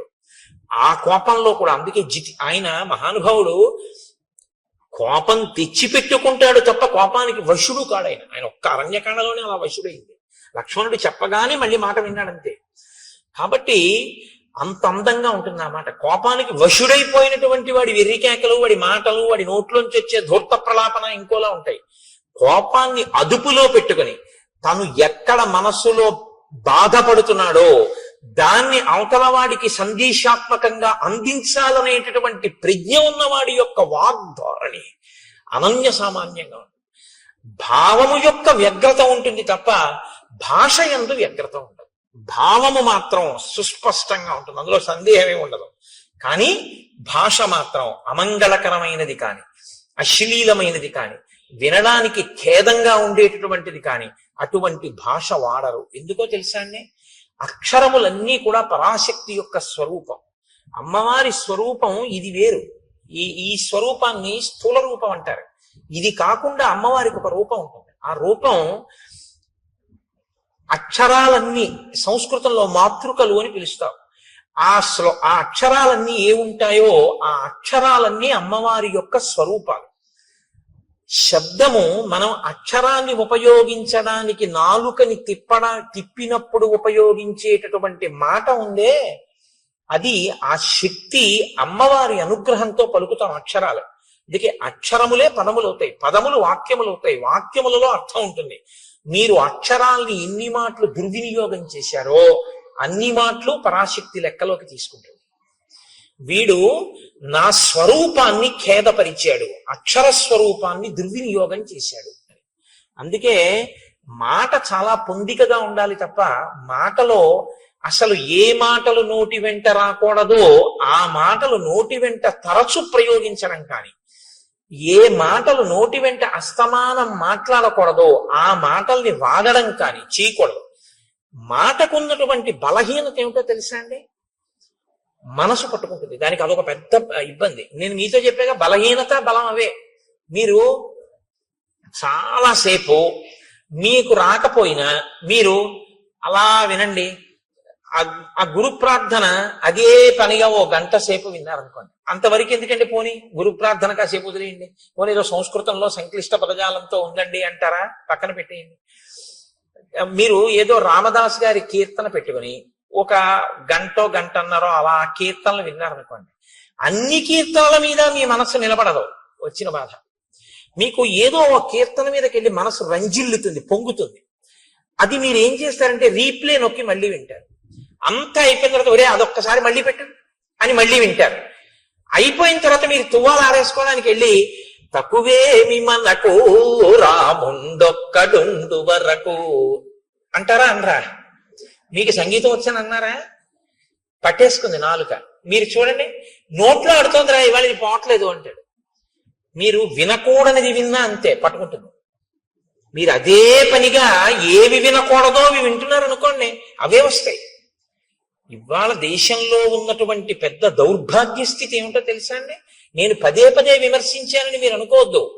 ఇలా నొక్కితే మారేటటువంటి వాటిలో మీ కళ్ళ ముందు మీ చెవులకి ప్రధానమైనటువంటి ఇంద్రియాలన్నింటికీ కూడా మీరు అదే పనిగా పిల్లలకి విషాన్నే అందిస్తున్నారు అనుకోండి, వాళ్ళ మనసు ఎక్కడికి వెళ్ళిపోయి కూర్చుంటుంది? అక్కడే కూర్చుంటుంది. దాని మీదే వాడికి వ్యామోహం పెరిగిపోతుంది. ఇంకా ఇంద్రియాలు ఎప్పుడూ దాని మీదే పనిచేస్తే మనసు దాంతో తాదాత్మ్యత చెందిపోతుంది, వెంపర్లాడిపోతుంది దానికోసమే. అదే చూడాలి, అదే చూడాలి, అదే చూడాలి తాపత్రయం. ఏమిటి చూడడానికి ఇందులో అని పడుకోలేడు. మారి మారి మారి మారి అది రామకృష్ణ పరమహంస మాటల్లో అయితే నల్లమందు మరిగిన నెమలి అంటారు. ఆయన మనస్సు గురించి మాట్లాడుతూ ఒకసారి ఎంత చెప్పినా శిష్యుడికి అర్థం కాలేదు. అర్థం కాకపోతే ఆయన అన్నారు, నీకు చూపిస్తాను చూడు మనస్సు అంటే ఎలా ఉంటుందో అన్నారు. ఇవాళ మధ్యాహ్నం 3 అయింది కదా, ఇప్పుడు నీతో నేను మాట్లాడుతున్నప్పుడు లోపల నల్లమందు ఉంది, ఓ నల్లపూసంత నల్లమందు పట్టరా అన్నారు. నెమలి ఎప్పుడు తినలేదు, నెమలి ఏదో తింటూ ఉంటుంది. అలా తింటున్న నెమలిని పిలిచి ఆయన నల్లమందు అక్కడ పెట్టి తినిపించారు. ఆ చిన్న నల్లమందు గుళిక తిండేది. అది మర్నాడు 3 గంటలకు వచ్చేసింది. వచ్చేసి రెక్కలు అల్లారుస్తూ ఓ క్రాంఖనం చేస్తోంది. ఆయన మళ్ళీ ఓ పిసర్ నల్లమంది పెట్టారు. అది మళ్ళీ తినేసి వెళ్ళిపోయింది అంతే వెంటనే. ఇక 3 అయ్యేటప్పటికి మీరు ఎన్ని పెట్టండి, ఆ నల్లమందు పెట్టకపోతే మాత్రం దానికి నిద్ర పట్టదు. అది ఇంకేమీ తినదు. అది మిగిలిన వాటిని కూడా పొడి చేస్తుంది. అంటే అంత గొప్ప నెమలి ఒక్కసారి నల్లమందు పుచ్చుకోవడానికి అలవాటు పడింది అంతే. ఇప్పుడు అది నల్లమందుకి బానిసైంది. మీ మనసు నల్లమందు విషయమే కాదు, మీ ఇంద్రియములనేటటువంటి ద్వారములను తెరిచి దేన్ని లోపలికి పుచ్చుకోవడానికి అలవాటు చేశారో దాన్ని పుచ్చుకోమ్మనే జరుగుతుంది. మీరు అదే పనిగా ఒక దానికి అలవాటు పడిపోయారనుకోండి, ఇంక అదే పని. ఏమున్నదండి ఇప్పుడు ఇవాళ లోకంలో? నేను తరచు విమర్శించాను, మీరు దయచేసి ఏమనుకోద్దు. వేళ లేదు, పాలలేదు. అసుర సంధ్య వేళ దీపాలు పెట్టారు అంటే సనాతన ధర్మంలో ఈ దేశంలో ఒక గౌరవం ఉంది. దీపం పెడితే ప్రతి ఇంటిలోనూ కూడా గృహలక్ష్మి అయిన ఆడది మంగళసూత్రాన్ని కళ్ళకద్దుకుంటుంది. అవునా కదా? సంధ్యాదీపం వెలిగించారు అంటే మంగళసూత్రాన్ని కళ్ళకద్దుకుని ఓసారి ఆ గౌరమ్మకి నమస్కారం చేస్తారు. ఇవాళ ఇలా సంధ్యాదీపం పెట్టి మీరు ఇలా టీవీ పెట్టగానే మెళ్ళో మంగళసూత్రాలు లాగేస్తూ ఉండడం, లాగేసి విసిరేయడం, స్లో మోషన్ లో అది ఎంత దూరం వెళ్లి పడిపోయిందో చూపిస్తూ ఉండడం, లేకపోతే చచ్చిపోయిన శవాల్ని కాలుస్తున్నటువంటి దృశ్యాలు ఇంట్లో ఆ దిక్కున కనపడుతూ ఆ మంటల యొక్క దృశ్యాలు గోడల మీద వాటి మీద పడుతూ ఉండడం, భయానకంగా దాన్ని చూస్తూ ఉండడం, కొట్టుకున్నవి పొడుచుకున్నవి 1కి 4 మాటలు రీప్లే చూపిస్తూ ఉండడం, అర్ధరాత్రి వేళ ఘోరమైనటువంటి వాటిని సావధానంగా చూసే అవకాశం పిల్లలకి ఇవ్వడం, ఇవన్నీ పిల్లలకి ఇచ్చి మీ పిల్లలు మంచిగా ఉండాలని మీరు కోరుకుంటే ఎలా ఉండడం కుదురుతుందండి? వాళ్ళకి రోజు విషం పెడితే విషకన్య అవుతుంది తప్ప అది ఆవుదూడు ఎలా అవుతుంది? ఇవాళ మన దౌర్భాగ్యం అంతా దీని గురించే ఏడిచారు మహానుభావులు శాసనసభల్లో. సంస్కృతి నశించిపోతుందా అని ఏడిచారు. సంస్కృతి నశించిపోయాక నీకు భౌతిక భోగం ఎంతున్నా దాని వల్ల ఉపయోగం ఏమీ ఉండదు. Scientific advancement without an iota of restraint is totally dangerous to the entire society. మీరు ఆలోచించండి నేను అన్నమాట. సెల్ ఫోన్ 2-వీలర్ మీద పెడుతూ మాట్లాడకూడదన్న నిగ్రహం లేనటువంటి వాడికి మీరు సెల్ ఫోన్ ఇచ్చి పంపిస్తే వాడితో పాటు ఇంకో కుటుంబం అంతా ఆధారపడిన ఇంకో వ్యక్తి జీవితం కూడా ప్రమాదంలోకి వెళ్ళిపోతాయి. సైంటిఫిక్ అడ్వాన్స్మెంట్ తప్పనాలా, మనిషికి సెల్ఫ్ రెస్ట్రైంట్, తనని తాను నిగ్రహించుకోగలిగిన శక్తి లేకపోవడం తప్పనాలా? నిగ్రహం లేకపోవడం తప్పు. నిగ్రహం అస్తమానం నీకు ఎవడు నేర్పుతాడు? అంగుళం పోలీసులు పెట్టి నీకు నేర్పుతారా? మనిషివి కాబట్టి నీకు ఉండాలి. మనిషిగా ఎలా బతకాలో రామాయణం చదివితే వస్తుంది. ఆ రామాయణం అందుకే మనుషుల్ని మనుషులుగా ఇబ్బంది లేకుండా బ్రతకగలిగినటువంటి స్థితి కావాలి అంటే మీరు ఏది చూడొచ్చో ఏది చూడకూడదో, మీ మనసు ఎందుకు పాడవుతుందో, మీ మనసు ఎందుకు పవిత్రం అవుతుందో మనోరంజకత్వం కోసం కావలసి ఉంటుంది. మనోరంజకత్వం అంటే నువ్వు కాసేపు సంతోషంగా ఉల్లాసంగా గడపాలి అంతే, అంతవరకే. ఒక్కొక్క దాని ప్రయోజనం దేని కొరకు అంటే దాని ప్రయోజనం అంతవరకే. నువ్వు ఉల్లాసంగా కాసేపు ఏదో బడలిపోయావు, కాసేపు ఏదో కాస్త ఉల్లాసంగా ఉండాలి. కాబట్టి ప్రమాదకరము కానటువంటి ఉల్లాసభరితమైనది చూడ్డానికి నువ్వు కొన్నింటిని వాడుకోవాలి.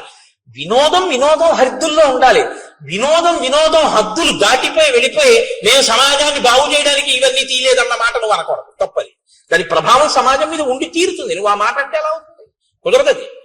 కాబట్టి ఇవాళ ఈ హద్దులు ఎందుకు దాటిపోయామంటే మనం రామాయణాన్ని మరిచిపోకుండా ఉండగలిగితే మనం ఖచ్చితంగా హాయిగా ఆనందంగా ఏ వస్తువుని ఎక్కడ వరకు వాడుకోవాలో అక్కడ వరకు వాడుకోగలిగిన ప్రజ్ఞ భాషించి ఉండేది. ఇది రామాయణం చెయ్యగలిగినటువంటి గొప్ప ప్రయోజనం. ఇది మీరు పిల్లలు చూడండి, ఏదైనా కథ చెప్పమ్మమ్మా, ఏదైనా కథ చెప్పు తాతయ్య అంటారు. ఏం కథ చెప్తాను? రాత్రి 7ంటికి సీరియల్ వస్తుంది చూడు అంటే వాడు అదే చూసి మీరు అదే చూస్తే, మీరు అంటే మీరు కాదు, మీరేం చూడరు, నా గురించి నేను చెప్పుకునేది. కాబట్టి అసలు ముందు మనకొకటి వస్తే రా నీకు ఒక చెప్తాను, కూర్చో. ఏమైందో తెలుసా? ఒకసారి సుగ్రీవుడు ఏం చేశాడో తెలుసా? ఏం చెప్పారో తెలుసా? హనుమ, అదిగో నువ్వు దండం పెడతావే ఆ స్వామి బుద్ధిమతాం వరిష్టం. ఏం చెప్పారో తెలుసా? ఇదిగో కాలం దాటిపోతే ప్రమాదం వస్తుంది, వేళపట్టును చెయ్యవలసింది వేళపట్టును చెయ్యాలని చెప్పారు అని ఈ ఘట్టాన్ని చెప్పండి. ఆ పసిపిల్లల మనస్సు మీద కాలము యొక్క విలువ, చేయవలసిన వేళకి చెయ్యడం అనేటటువంటిది ఎంత ముఖ్యం నాటుకుంటుంది. పిల్లల హృదయాలు ఎటువంటివో తెలుసా అండి? బాగా దుక్కి దున్ని నీరు పెట్టి ఇంకా మీరు విత్తనం వేయడానికి సిద్ధంగా ఉన్నటువంటి సుక్షేత్రములవి. అక్కడ మీరు తులసి గింజలు వేశారనుకోండి, అది తులసివనం. మీరు అక్కడ ఆకుమడి వేస్తే అది వరి చేను, మీరు అక్కడ చెరుకు వేస్తే చెరుకు తోట, మీరు మారేడు చెట్లు వేస్తే మారేడు, మీరు గంజాయి మొక్కలు వేస్తే గంజాయి వనం. వేసేవాడి మీద ఉంటుంది తప్ప క్షేత్రంలో తప్పు లేదు. మీరే విత్తనం వేస్తే ఆ చెట్టే అక్కడ లేస్తుంది. తప్పంటూ ఎక్కడైనా ఉంటే మనం పిల్లల మనసుల్లో వెయ్యకూడనివి వేసిన పెద్దలది తప్పు తప్ప అది పుచ్చుకోవడానికి సిద్ధంగా ఉన్న క్షేత్రంది ఎప్పుడూ తప్పు కాదు. అందుకే పిల్లల మనసుల్లో వెయ్యవలసిన విత్తనం వెయ్యడం తన బాధ్యతగా గుర్తించకపోవడం కూడా దోషమే. తన కర్తవ్యం తను చెయ్యాలి, పిల్లలకి చెప్పవలసింది తాను చెప్పాలి.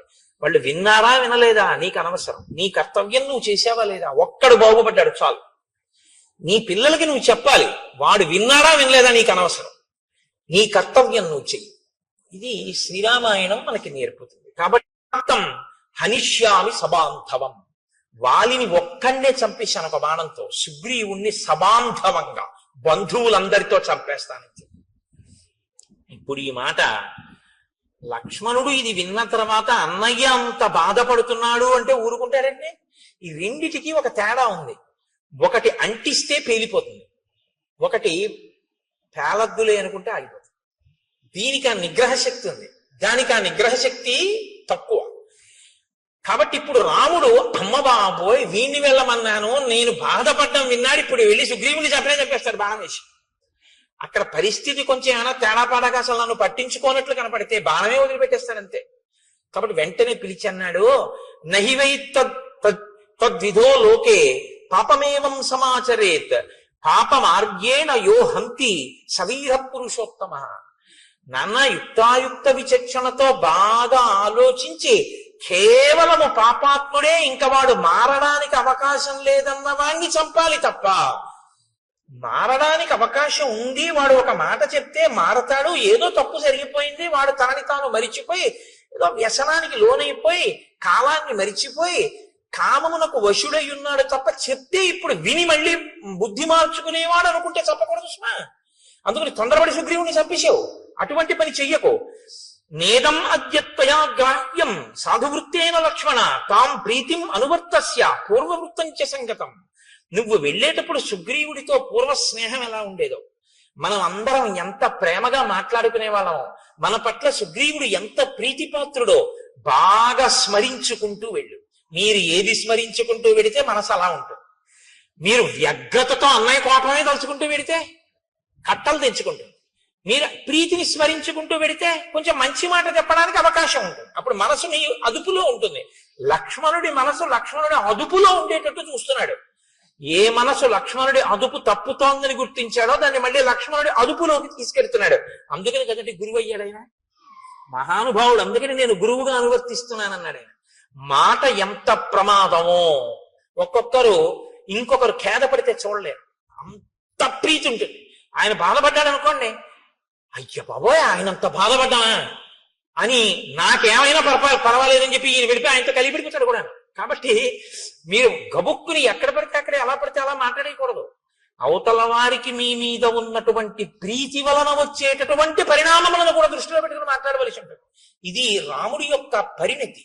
కాబట్టి వెంటనే వెనక్కి పిలిచి సామోపహితయామాచ రూక్ష్మాణి పరివర్జయన్ వక్తుం అర్హసి సుగ్రీవం వ్యతీతం కలపర్యయే.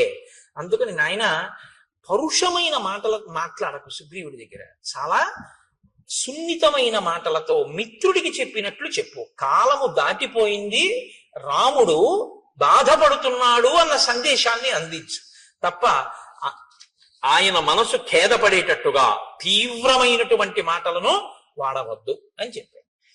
సరే అన్నయ్య అన్నాడు, బయలుదేరాడు. కానీ లక్ష్మణుడే కదండి, చెప్తే వినేసి వెంటనే నేను మీతో మనవి చేసింది అదే. నేను చెప్తున్నాను లోపలికి వెళ్ళు అంటే వెళ్ళిపోయాడు అనుకోండి, వెళ్ళినైంది గొప్ప కదండి. రాముడు చెప్పిన లక్ష్మణుడు కోపాన్ని అంతగా వెంటనే నిగ్రహించేసుకోలేడు. కారణం ఏమిటి? లక్ష్మణుడికి సుగ్రీవుడి మీద కోపం లేదు, లక్ష్మణుడి బెల్లాన్ని ఎత్తుకోలేదు రావణాసురుడు. రాముడు కష్టపడితే చూడలేడు, రాముడి కళ్ళం మట్టి నీళ్లు కారకూడదు. తన జీవిత ప్రయోజనం ఒకటే, రాముడు సంతోషంగా ఉంటాడు తప్ప ఆయనకి ఇంకేం అక్కర్లేదు జీవితంలో. ఆయన ఒకే ఒక్క జీవిత లక్ష్యం ఏమిటంటే రాముడు సంతోషంగా ఉండాలి. రాముడు సంతోషంగా లేడి వల్ల బాధపడ్డాడు, ఎవరి వల్ల బాధపడ్డాడు? అదిగో ఆయన వల్ల బాధపడ్డాడు, అంతే. ఇంకిప్పుడు ఎంత కోపంగా ఉంటాడంటే ఇంకా అదుపు చేసుకోలేకపోయాడు కోపాన్ని అన్నది చెప్పడానికి మహర్షి ఎంత అందంగా చెప్తారో తెలుసా అండి. ఆయన బయలుదేరాట కిష్కింధకి వెళ్ళడానికి. ఎలా వెడుతున్నాడంటే సాల తాళాశ్వ కర్ణాంశ్చ తరసా పాతయాం బహూన్ పర్యస్యన్ గిరికూటాని ద్రుమానన్యాంశ్చ వేగతః శిలాశ్చ సకలీకుర్వన్ పద్యాం గజ ఇవాశుభః దూరం ఏక పదం త్యక్త్వా యయౌ కార్యవశాదృతం. ఆయన కాలిబాట వెంట నడిచి వెళ్ళడానికి వీలైనటువంటి చక్కని బాట ఒకటి ఉంది కిష్కింధకి, కానీ అది కొంచెం దూరం. ఇప్పుడు ఆ బాట వెంట వెళ్ళలేదట.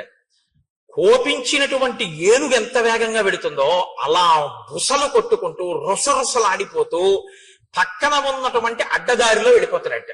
వెళ్ళిపోతున్నవాడు ఏం చేస్తున్నాడు? సాల తాళాశ్వ కర్ణాంశ్చ తరసా పతయన్ బహూన్. అక్కడ కనపడినటువంటి అనేకమైన వృక్షములను కోకటి వేళ్లతో పెకంచేసి పైకి విసిరేస్తున్నట్టు. పర్వత శిఖరములు కనపడితే పరిగెత్తుకుంటూ వెళ్ళి ఆ శిఖరములను ఊపేసి వాటిని చేత్తో పట్టుకుని ఆకాశంలోకి విసిరేసి ముక్కు ఇలా అనుకుంటూ బుసలు కొడుతూ ఆ వెళ్ళిపోతున్నప్పుడు శిలాశ్చ సకలీకుర్వన్ అలా వెళ్ళిపోతూ చూడండి రాయి కనపడుతుంది, దాన్ని ఒక్క తన్ను తన్ని బదలు కొట్టేస్తున్నట్టు. ఎందుకు? తన దారిని తాను వెళ్ళాలి, కానీ ఒక్కొక్కటి చూడండి నడుస్తూ రాళ్ళు తంతుంటాడు, అది ఎవరి మీదగా వెళ్ళి తగులుతుంది.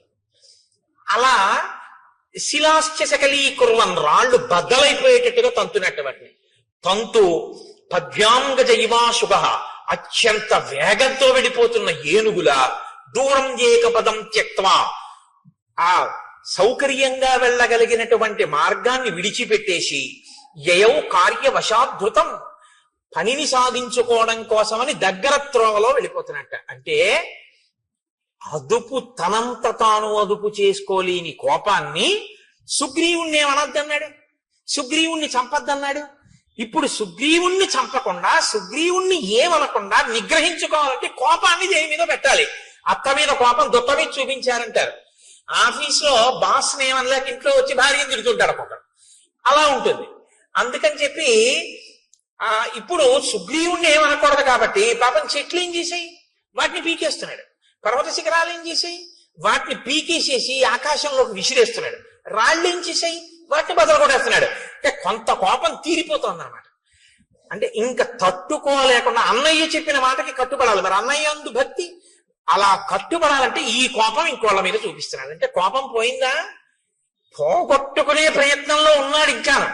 కానీ తొందరగా వెళ్ళా సుగ్రీవుని అడగాల, అన్నయ్యని ఏడిపిస్తాడా వీడు, ఇది బాధ, అందుకని అడ్డత్రోవలో వెళ్ళిపోతున్నాడు. అంటే లక్ష్మణ భక్తిని ఆవిష్కరిస్తుంది. ఇంకా లక్ష్మణుడికి జీవితంలో రాముడు సంతోషంగా ఉండడం కన్నా ఇంకొక అన్య ప్రయోజనం లేదు. దీనివల్ల మనకేమర్థం అవుతోంది, రాముడు సంతోషంగా ఉంటే లక్ష్మణుడు సంతోషంగా ఉంటాడు. రాముడు ఏడిస్తే లక్ష్మణుడు ఎవడు ఏడిపించాడని అడుగుతాడు, ఎవడు ఉండడం. అంతే కదా దాని అర్థం.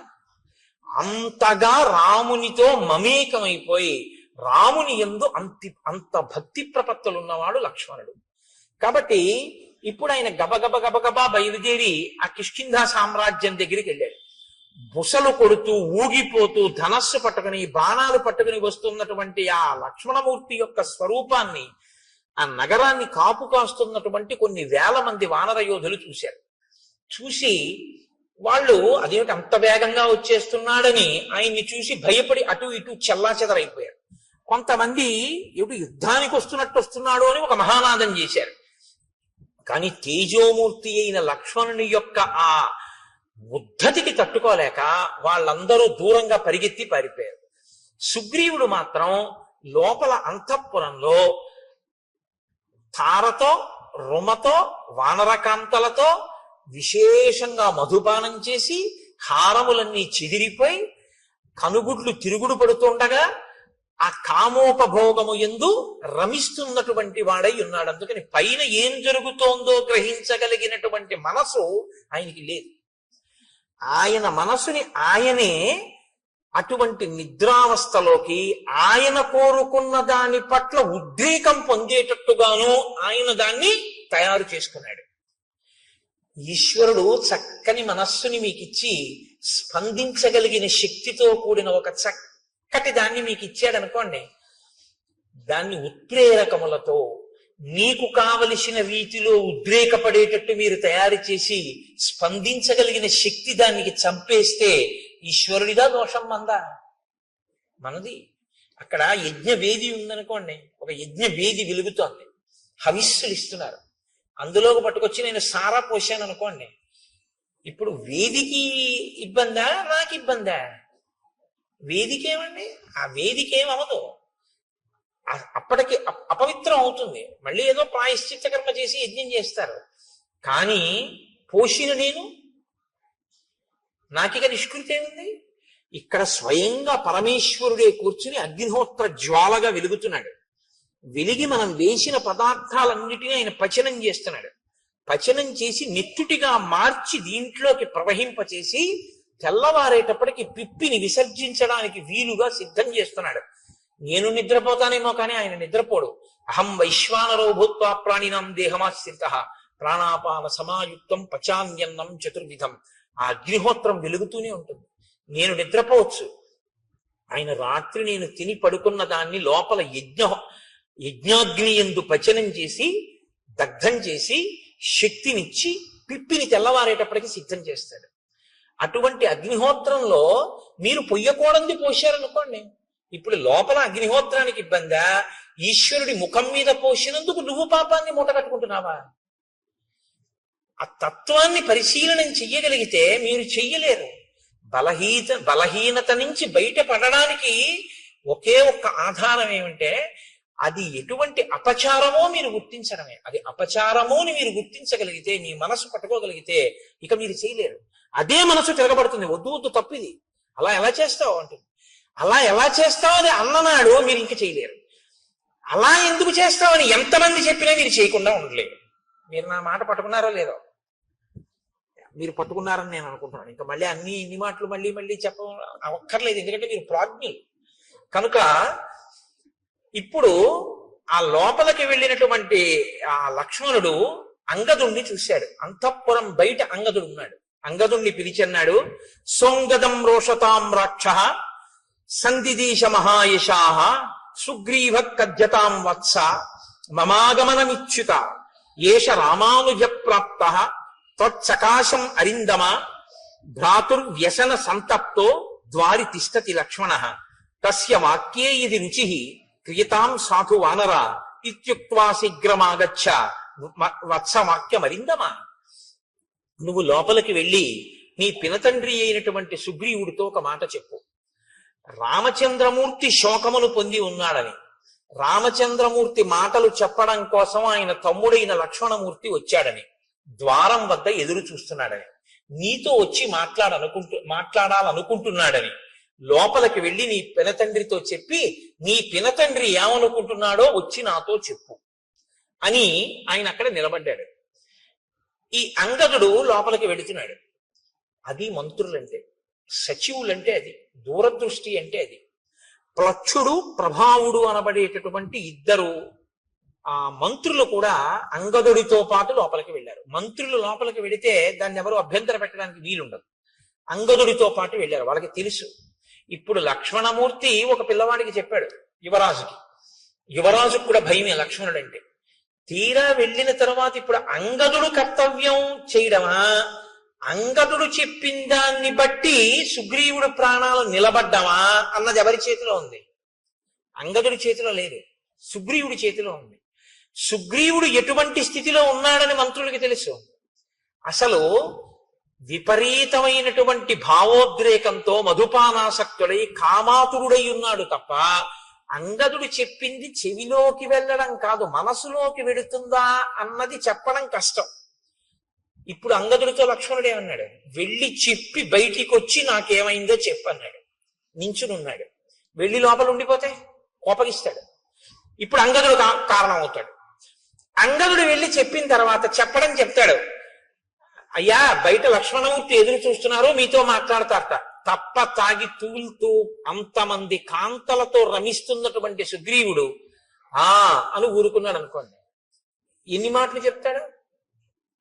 రాజు కాబట్టి తిరిగి వచ్చి ఆయన మధుపానం చేస్తున్నాడు, భార్యలతో క్రీడిస్తున్నాడు, నేను చెప్పాను కానీ ఆయన చెవికి ఎక్కినట్టు లేదు అన్నాడు అనుకోండి. ఏ సుగ్రీవుడు బతుకుతాడా? ఇక బతకడు. ఈ దోషానికేగా కాలం దాటిపోయింది. కాబట్టి ఇప్పుడు అంగదుడు వచ్చి చెప్పడం కాదు, అంగదుడు వచ్చి చెప్పే లోపల సుగ్రీవుడి ప్రాణములు నిలబడేటట్టుగా చెయ్యాలి ముందు. కాబట్టి వీళ్ళని వెళ్ళమనలేదా కాదు, ప్రభు ప్రాణములను కాపాడడం అన్నది అంగదుడు వెళ్ళి రావడంలో ఉంది. కాబట్టి పిల్లాడి మీద వదిలేసి పెద్దవాళ్ళు కూర్చోవడం కాదు, చెప్పినా చెప్పకపోయినా తాము వెళ్ళాలి, వెళ్ళి ప్రభువుని రక్షించుకోవాలి. ఇప్పుడు ఇది ఒక క్లిష్ట పరిస్థితి వచ్చింది కాబట్టి అందుకుని వెళ్ళారు వాళ్ళిద్దరూ లోపలికి. అంటే మంత్రులు అన్న వాళ్ళ యొక్క నడవడి ఎలా ఉండేదో, ఎంత గొప్పగా ప్రవర్తించేవారో, ఎంత దూరదృష్టితో వాళ్ళు ఉండేవారో ఒక సంఘటనని చూస్తే శ్రీరామాయణాన్ని పరిశీలనం చేస్తున్నప్పుడు ఆశ్చర్యంగా ఉండదు. పెద్దరికము అన్న మాట యొక్క బాధ్యత, కర్తవ్యం ఏమిటో. పెద్దరికం ఉన్నవాడు విషయాన్ని మనసులో పెట్టుకుని అది పగలకుండా ఎలా రక్షించాలో, ఎంత జాగ్రత్తగా తాను ప్రవర్తించవలసి ఉంటుందో. రామాయణం చదివితే మీకు అటువంటి ఆలోచన ధోరణి అలవాటు అవుతుంది. పెద్దరికం అన్న మాట పెద్దరికంగా నిలబెట్టుకోవడం అలవాటు అవుతుంది. కీర్తి కోసం పెద్దరికం కాదు. ఏరా ఇంతసేపు అయింది, నువ్వు నమస్కారం పెడతావో లేదో అని చూస్తున్నాను, నేనెందుకు కనపడతాను రా అండం కాదు పెద్దరికం అంటే.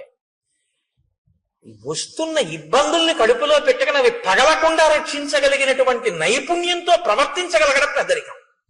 అది నీకు ఉండాలి. అంతేగాని పెళ్లిలో మనం చూస్తుంటాం, కొంతమంది కాలు మీద కాలేసి కూర్చుంటారు. ఏ మనవడి వరసవాడో ముని మనవడి వరసవాడో అలా వెళ్తుంటాడు. వీళ్ళు పలకరించరు. అంటే వీళ్ళు పలకరిస్తే వీళ్ళ మర్యాద పోయినట్టే. పాపం ఆ పిల్లాడేదో అటు ఇటు తిరిగి అందరినీ పలకరించి ఒక గంట పైగా మీ తాతగారు అదిగోరా అంటారు. వచ్చి తాతయ్య నేను ఇదిగో ఇప్పుడే వచ్చాను తాతయ్య బాగున్నావా అంటాడు. చూస్తున్నాను రా 11ంటికి వచ్చావు, 1 గంట అయింది, తాత ఇప్పుడు కనపడ్డాడు నీకంటాడు. నువ్వు చూసావుగా, నువ్వెందుకు వెళ్ళి పలకరించావు? కాల్సనా నీ పెద్దరికం? మనవణ్ణి చూసి నువ్వు వెళ్ళి పలకరించలేవు? ఏమిటి నీ పెద్దరికం? నీకు నమస్కారం చేయాలని నువ్వు అనుకుంటే రోడ్డు పక్క పెరిగిన చింత చెట్టుకి నమస్కారం చేయాలి, నీకన్నా ముందు పుట్టింది. వయస్సు వల్ల కాదు పరిణితి, జ్ఞానము వలన పరిణితి, నీ ప్రవర్తన వలన పరిణితి. అన్ని వేళలా వయస్సుతో పెద్దరికాన్ని గౌరవించడం కూడా చాలా కష్టంగా ఉంటుంది. ఆ పరిణితిని సంతరించుకోకపోతే ఆ పెద్దరికాన్ని భరించడం కష్టం. కాబట్టి పెద్దరికం వయస్సుతో పాటు అనుభవాన్ని పెంచుకోవాలంటే ఒక్కటే, రామాయణం చదువుకోవడమే. రామాయణం బాగా చదువుకుంటే ఇలా ఉండాలన్నమాట అని బాగా అర్థమవుతుంది. ఎక్కడ ఏ పరిస్థితి ఉందో అక్కడ తాను చొరవ తీసుకుని వెళ్ళి, నాన్న ఇలా కాదు ఇలా చెయ్యి అని చక్కగా చెప్పి కార్యం బాగా జరిగేటట్టు చేసి, నా పెద్దరికం నిలబడింది, చక్కగా చేయించేశాను కదా అని పొగట్ల కోసం ఆశించకుండా నువ్వు వెళ్ళిపోతావు అంతే సంతోషంగా. అది పెద్దరికం అన్న మాటకు అర్థం. తప్ప నాకేమిస్తారు దీనివల్ల, నాకేమొస్తుంది ప్రయోజనం దీనివల్ల, ఇక్కడ నా పెద్దరికం గుర్తించారా లేదా? కొంతమంది చూడండి, చాలా ఆశ్చర్యంగా ఉంటుంది. బ్రహ్మస్థానంలో ఒక ఆయన కూర్చుంటారు, ఆయనకి తెలియదండి వైదిక మార్గం, ఆయన చేయిస్తాడు. కాదు, ఆవిడ ప్రత్యేకం ఓ చిన్న చాపం కేసుకి అక్కడ కూర్చుంటుంది. కూర్చుని మా ఇంట్లో అది అలవాట్లేదు, అది వద్దంటుంది. అదేమిటమ్మా, వేద ప్రోక్తం అమ్మా, ఇది చెయ్యాలి, మాకు అలవాట్లేదు, వీల్లేదంటే. ఏం తెలుసు, ఏం తెలియదు, ఏం తెలియకపోయినా ఎందుకు అలా అంటాం అంటే పెద్దరికం. అలా చేయిస్తే తన పెద్దరికం నిలబడిందని ఓ సంతోషం. ఇప్పుడు అది కొంచెం అలా కుదరలేమ్మా, నువ్వు ఊరుకో అమ్మా చెయ్యి అన్నారు అనుకోండి, ఇంకా నేను ఎందుకని పెట్టేసరి చేసుకుంటున్నాడు. అదేమిటి, పెళ్ళింట్లో నేను అలా చెయ్యొచ్చా, ఇదేమి పెద్దరికం అని ఉండదు. మీరు జాగ్రత్తగా గమనించండి, నేను ఎవరి మీద ఆక్రోశంతో మాట్లాడటం లేదు. పెద్దరికం అన్నది దేనికి పనికి రావాలంటే తనకన్నా వెనక పుట్టిన వాళ్ళ సంతోషానికి పనికి రావాలి. తనకన్నా వెనక పుట్టిన వాళ్ళందరినీ ఏడిపించడానికి పనికి వచ్చిన పెద్దరికం కాల్సనా దేనికండి? అది అలా ఉండకూడదు, తప్పది. నేను రామాయణం చెప్తూ అలాగే చెప్పగలను, ఇంకోలా చెప్పడం నా చేత కాదు. ఒకవేళ నేను చెప్పింది అంత బాగుండకపోతే నన్ను క్షమించాను. కాబట్టి ఇప్పుడు అంగదుడు లోపలికి వెళ్ళాడు, ఆయనతో పాటు మంత్రులు కూడా వెళ్ళారు. ఇప్పుడు వెళ్ళినటువంటి అంగదుడు సుగ్రీవుని యొక్క కాళ్ళకి నమస్కారం చేశాడు, తారకాళ్ళకి నమస్కారం చేశాడు, రోమకాళ్ళకి నమస్కారం చేశాడు. అంటే ఇద్దరు భార్యలతోటి శయనాగారంలో బాగా మధువు సేవించి తానుండడం కాదు, ఆయన భార్యలు కూడా సేవించి ఉన్నారు, ఆ స్థితిలో ఉన్నారు. అటువంటి చోట ఒక కొడుకు వెళ్ళి నమస్కారం పెట్టి మాట్లాడడానికే చాలా ఇబ్బందిగా ఉంటుంది. మీరు ఆలోచించండి. నేను ఒక్క మాట చెప్తా, అంతకన్నా దాటి చెప్పడం నా సంస్కారానికి కూడా ఇష్టం ఉండదు. వాళ్ళు తల్లులు, ఆయన తండ్రి, వాళ్ళు అలా ఉండగా ఓ కొడుకు వెళ్ళి నమస్కారం చేయడం అన్నది ఆయనకి ఎంత బాధగా ఉంటుంది మీరు ఆలోచించండి. ఇంకొకప్పుడు ఇలా ఉండకుండా ఉంటాడు, వెళ్ళి చెప్తాను మా నాన్నగారికి అనడానికి. అలా ఉండకుండా తండ్రి ఉంటాడన్న నమ్మకం లేని స్థితిలోకి వెళ్ళిపోయి ఉన్నాడు ఆయన.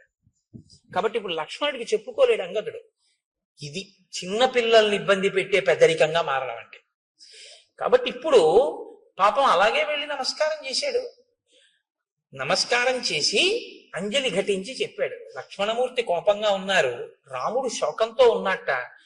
ఆయన చెప్పమన్నది చెప్పడానికి వచ్చాడు, ఎదురు చూస్తున్నాడు, నిన్ను కలుస్తానంటున్నాడు, నన్ను వచ్చి ఏ మాట చెప్పమన్నాడు, కాబట్టి నేను ఏం చెప్పను అని అడిగాడు. ఈయన చెప్పిన మాట ఆయన మనసులోకి వెళ్ళలేదు, ఆయన తలకెక్కలేదు. ఎందుకు ఎక్కలేదంటే ఆయన మనసు ఇక్కడ లేదు, ఇంకొక దాని యందు అనురక్తమై ఉంది. కాబట్టి ఇప్పుడు ఆయన వినే స్థితిలో లేడు. ఇప్పుడు కాసేపు మీరు ఆ పనులు ఆప్ చేసి ఇది వినండి అనే స్థితిలో కొడుకు లేడు. చూడండి, ఆ వ్యసనము హనుమ చెప్పింది ఇదే కదా, వచ్చేసిందా లేదా పరిస్థితి? చూస్తుండగా వచ్చేసింది అంతే. ప్రాణ సంకటంలో గడిపాడు సుగ్రీవుడు. ఇప్పుడు ఈశ్వరానుగ్రహం పనిచేసింది. కేవలం మిత్రుడు చంపకూడదు అనుకున్న రాముని యొక్క అనుగ్రహమే బహుశా సుగ్రీవుణ్ణి కాపాడు. లక్ష్మణుని యొక్క కోపంతో లక్ష్మణుడు దగ్గరికి వచ్చి అంగదుడు మాట చెప్పిన తరువాత లోపలికి వెడదామని ముందుకు నడిచొస్తున్నటువంటి లక్ష్మణుణ్ణి చూసి భయపడిపోయినటువంటి కొన్ని వేల వానరములు ఏకకాలంలో ఒక పెద్ద నాదం చేశాయి. లోపలికి వెళ్ళిపోతున్నాడు, ఇంత కోపంగా ఉన్నాడు, అంగదుడు పైకి రాలేదు, ప్రభువు మత్తిల్లి ఉన్నాడు, ఏమవుతుందో అని వాళ్ళు ఒక పెద్ద నాదం చేశారు అందరూ. ఇన్ని వేల వానరములు ఒక్కసారి నాదం చేస్తే సుగ్రీవుడు ఉలిక్కి పడ్డాడు. అంటే ఆయన ఎంత తాగి ఉన్నాడో, ఎంత మత్తులో ఉన్నాడో మీరు ఆలోచించారు. ఇప్పుడు ఆయన ఉలిక్కి పడి సచివుల్ని పిలిచాడు. అందుకొచ్చారు ఆ ప్లక్షుడు ప్రభావుడు. వెంటనే మంత్రుల దగ్గరికి వచ్చారు. అన్నాడు, ఎందుకు అలా అరుస్తున్నారు వానరులు అని అడిగాడు. అప్పుడు వాళ్ళు చెప్పారు, ఎందుకు అరుస్తున్నారు ఏమిటి?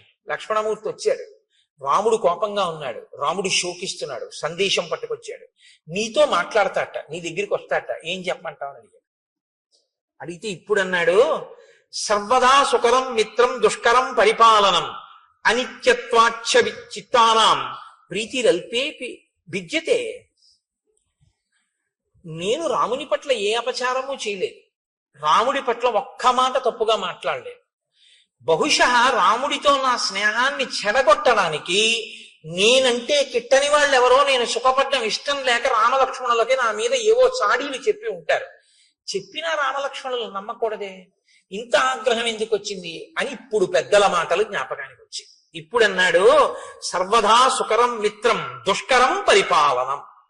స్నేహం చెయ్యడం మొదలు పెట్టడం తేలిక, స్నేహాన్ని నిలుపుకోవడం చాలా కష్టం అన్నాడు.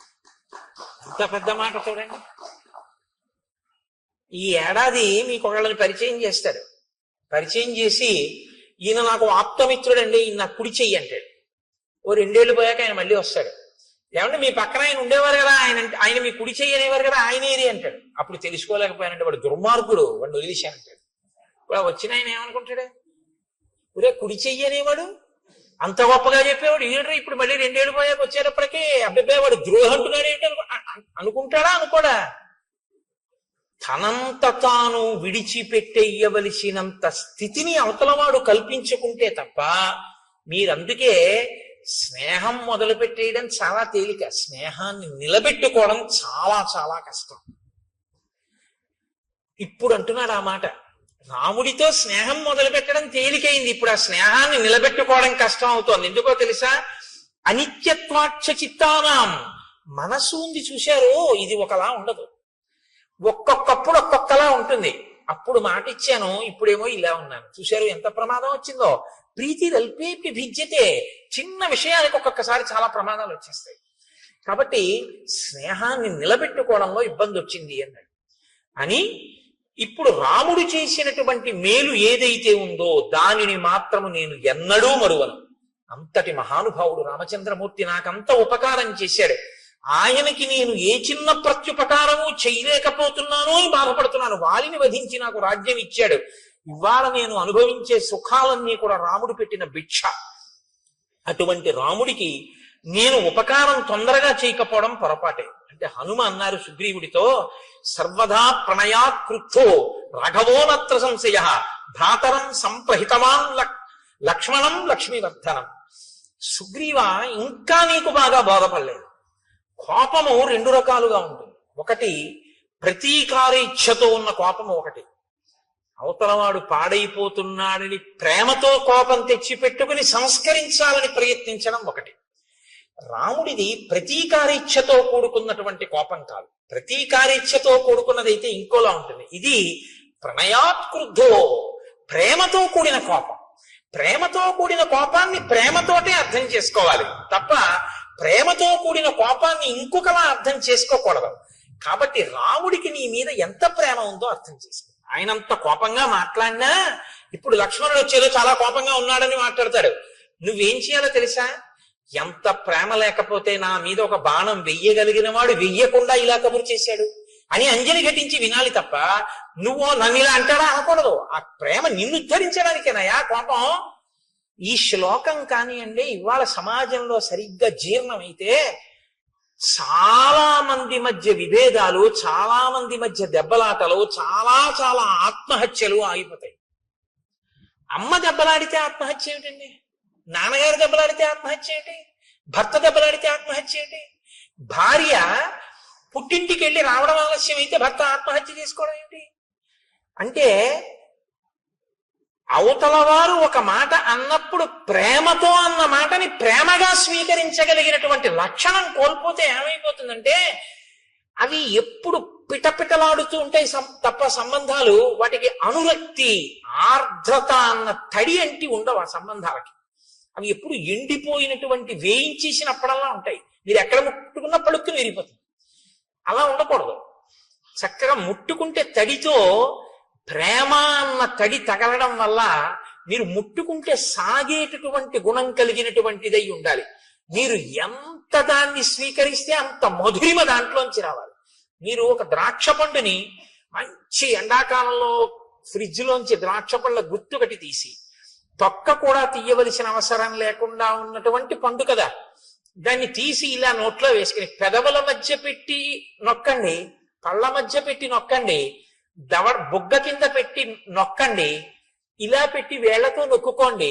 అది తీయటి చల్లటి రసాన్ని చిమ్ముతుంది మీ మీద. కొన్ని కొన్ని అనుబంధాలు అలా ఉండాలి. వాటిని అలా అర్థం చేసుకోవాలి. ఒక్కొక్కసారి దెబ్బలాడారు అనుకోండి, ఓ ఎందుకు దెబ్బలాడి ఉంటారు, ఎంత ప్రేమైకమూర్తి నా ఎందు ఇలా అన్నారంటే ఆయనకి ఎంత ఆర్తితో అంటున్నారో అన్న విషయాన్ని అర్థం చేశారు. ఒక్కొక్కసారి ఆవిడ ఉంటుంది కోపంతో.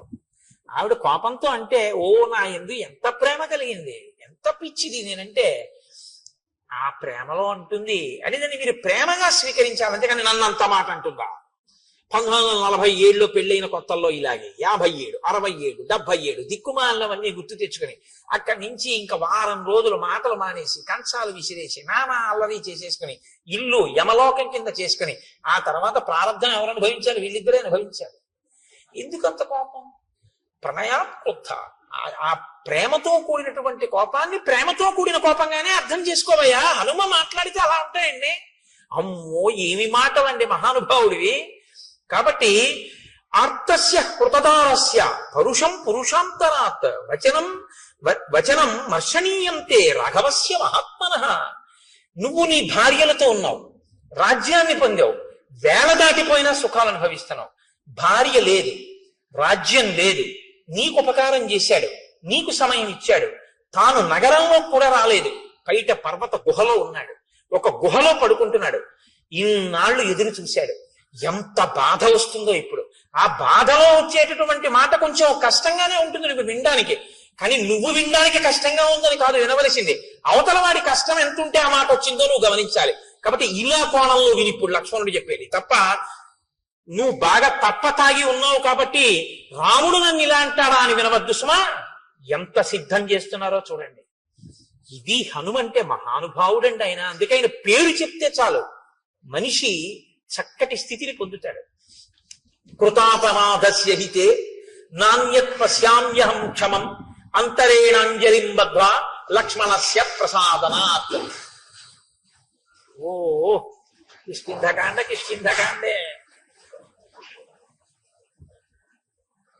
ఏమి హరిప్రసాద్ గారు చెప్దామా?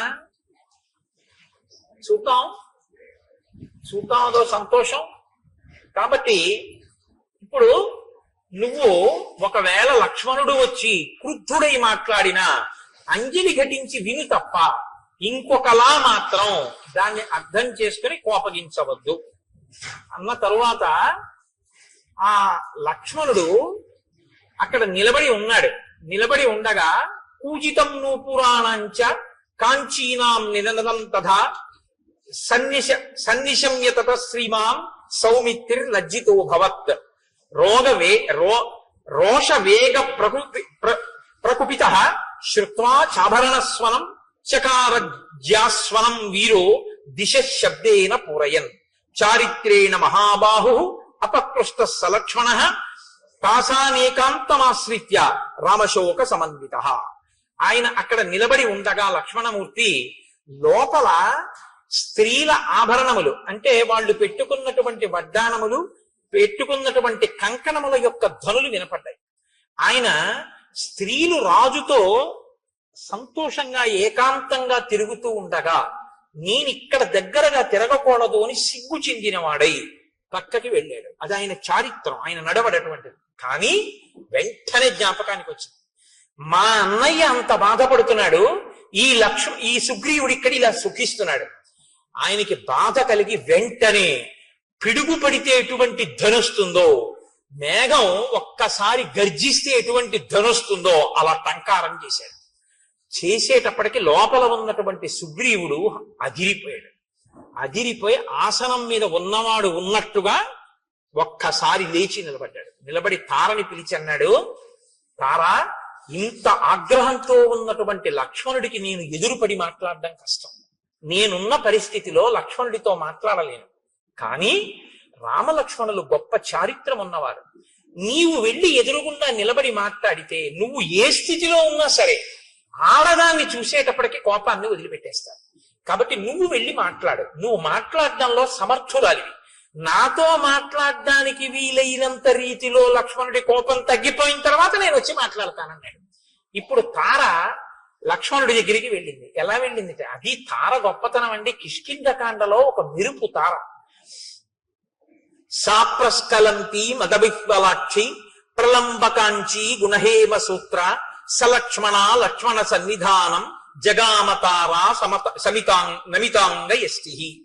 ఆమె వడ్డాణం వేలాడిపోతోంది అంటే పెట్టుకుని లేదు. ఆమె మెడలో వేసుకున్నటువంటి హారములన్నీ కూడా పెట్టుకున్న కొక్కెములు జారిపోయి ఊడిపోయి ఉన్నాయి. ఆవిడ బాగా మధువు సేవించి ఉంది. కనుగుడ్లు తిరుగుడు పడి ఉన్నాయి. అంటే ఆమె శరీరం మీద ఉండవలసినటువంటివి ఏవీ సరిగ్గా లేవు. ఆమె అలాగే లేచి నిలబడి స్థిమితంగా నడవలేక తూలుతూ లక్ష్మణమూర్తి దగ్గరికి వచ్చింది. అలా వచ్చినటువంటి తన మిత్రుని యొక్క భార్యని చూసేసేటప్పటికీ అంత లక్ష్మణమూర్తి కూడా నా మిత్రుడి భార్య, నేను ఇలా కళ్ళెత్తి అటువంటి ఆవిడ్ని చూడకూడదని కోపాన్ని తగ్గించుకుని కన్నులు తలొక్కసారి ఉంచి పరమప్రసన్నుడై తన మిత్రుడి భార్య ఎదురుగుండా వచ్చింది కాబట్టి ప్రశాంతుడై పక్కకి నిలబడ్డాడు.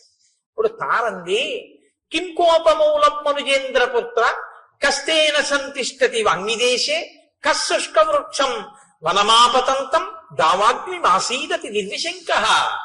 లక్ష్మణ, ఏమి అలా అక్కడ నిలబడిపోయావు? ఎండిపోయినటువంటి చెట్లతో కూడినటువంటి వనంలో దావాగ్ని ప్రవేశిస్తే అటువంటి దావాగ్నితో కూడుకున్నటువంటి పెద్ద అగ్నిహోత్రం ఎండిపోయిన చెట్లని కాల్చుకుంటూ వస్తుంటే ధైర్యంగా దానికి ఎదురు వెళ్ళిన వాడు ఎవరు?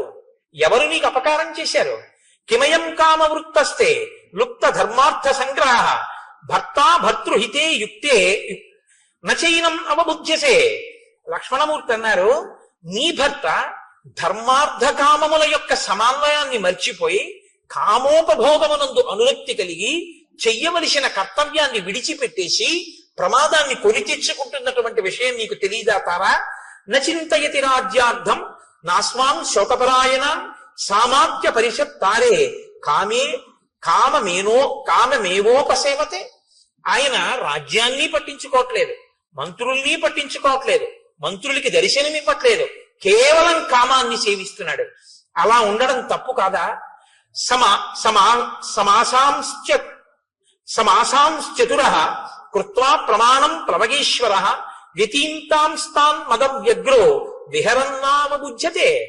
ఆయన ప్రత్యుపకారం చేస్తాను అని రామచంద్రమూర్తికి మాట ఇచ్చి రాముడి వలన ఉపకారం పొంది సమాసాం చతుర 4 నెలలు అయిపోయినా కుత్వా ప్రమాణం ప్లవగేశ్వర చేసినటువంటి మాట మరిచిపోయి వ్యతీతాంస్తాన్ మదవ్యగ్రో మదం చేత తాను చెప్పినటువంటి మాట తప్పిపోయి ఇలా తిరుగుతుండడం తప్పు కాదా?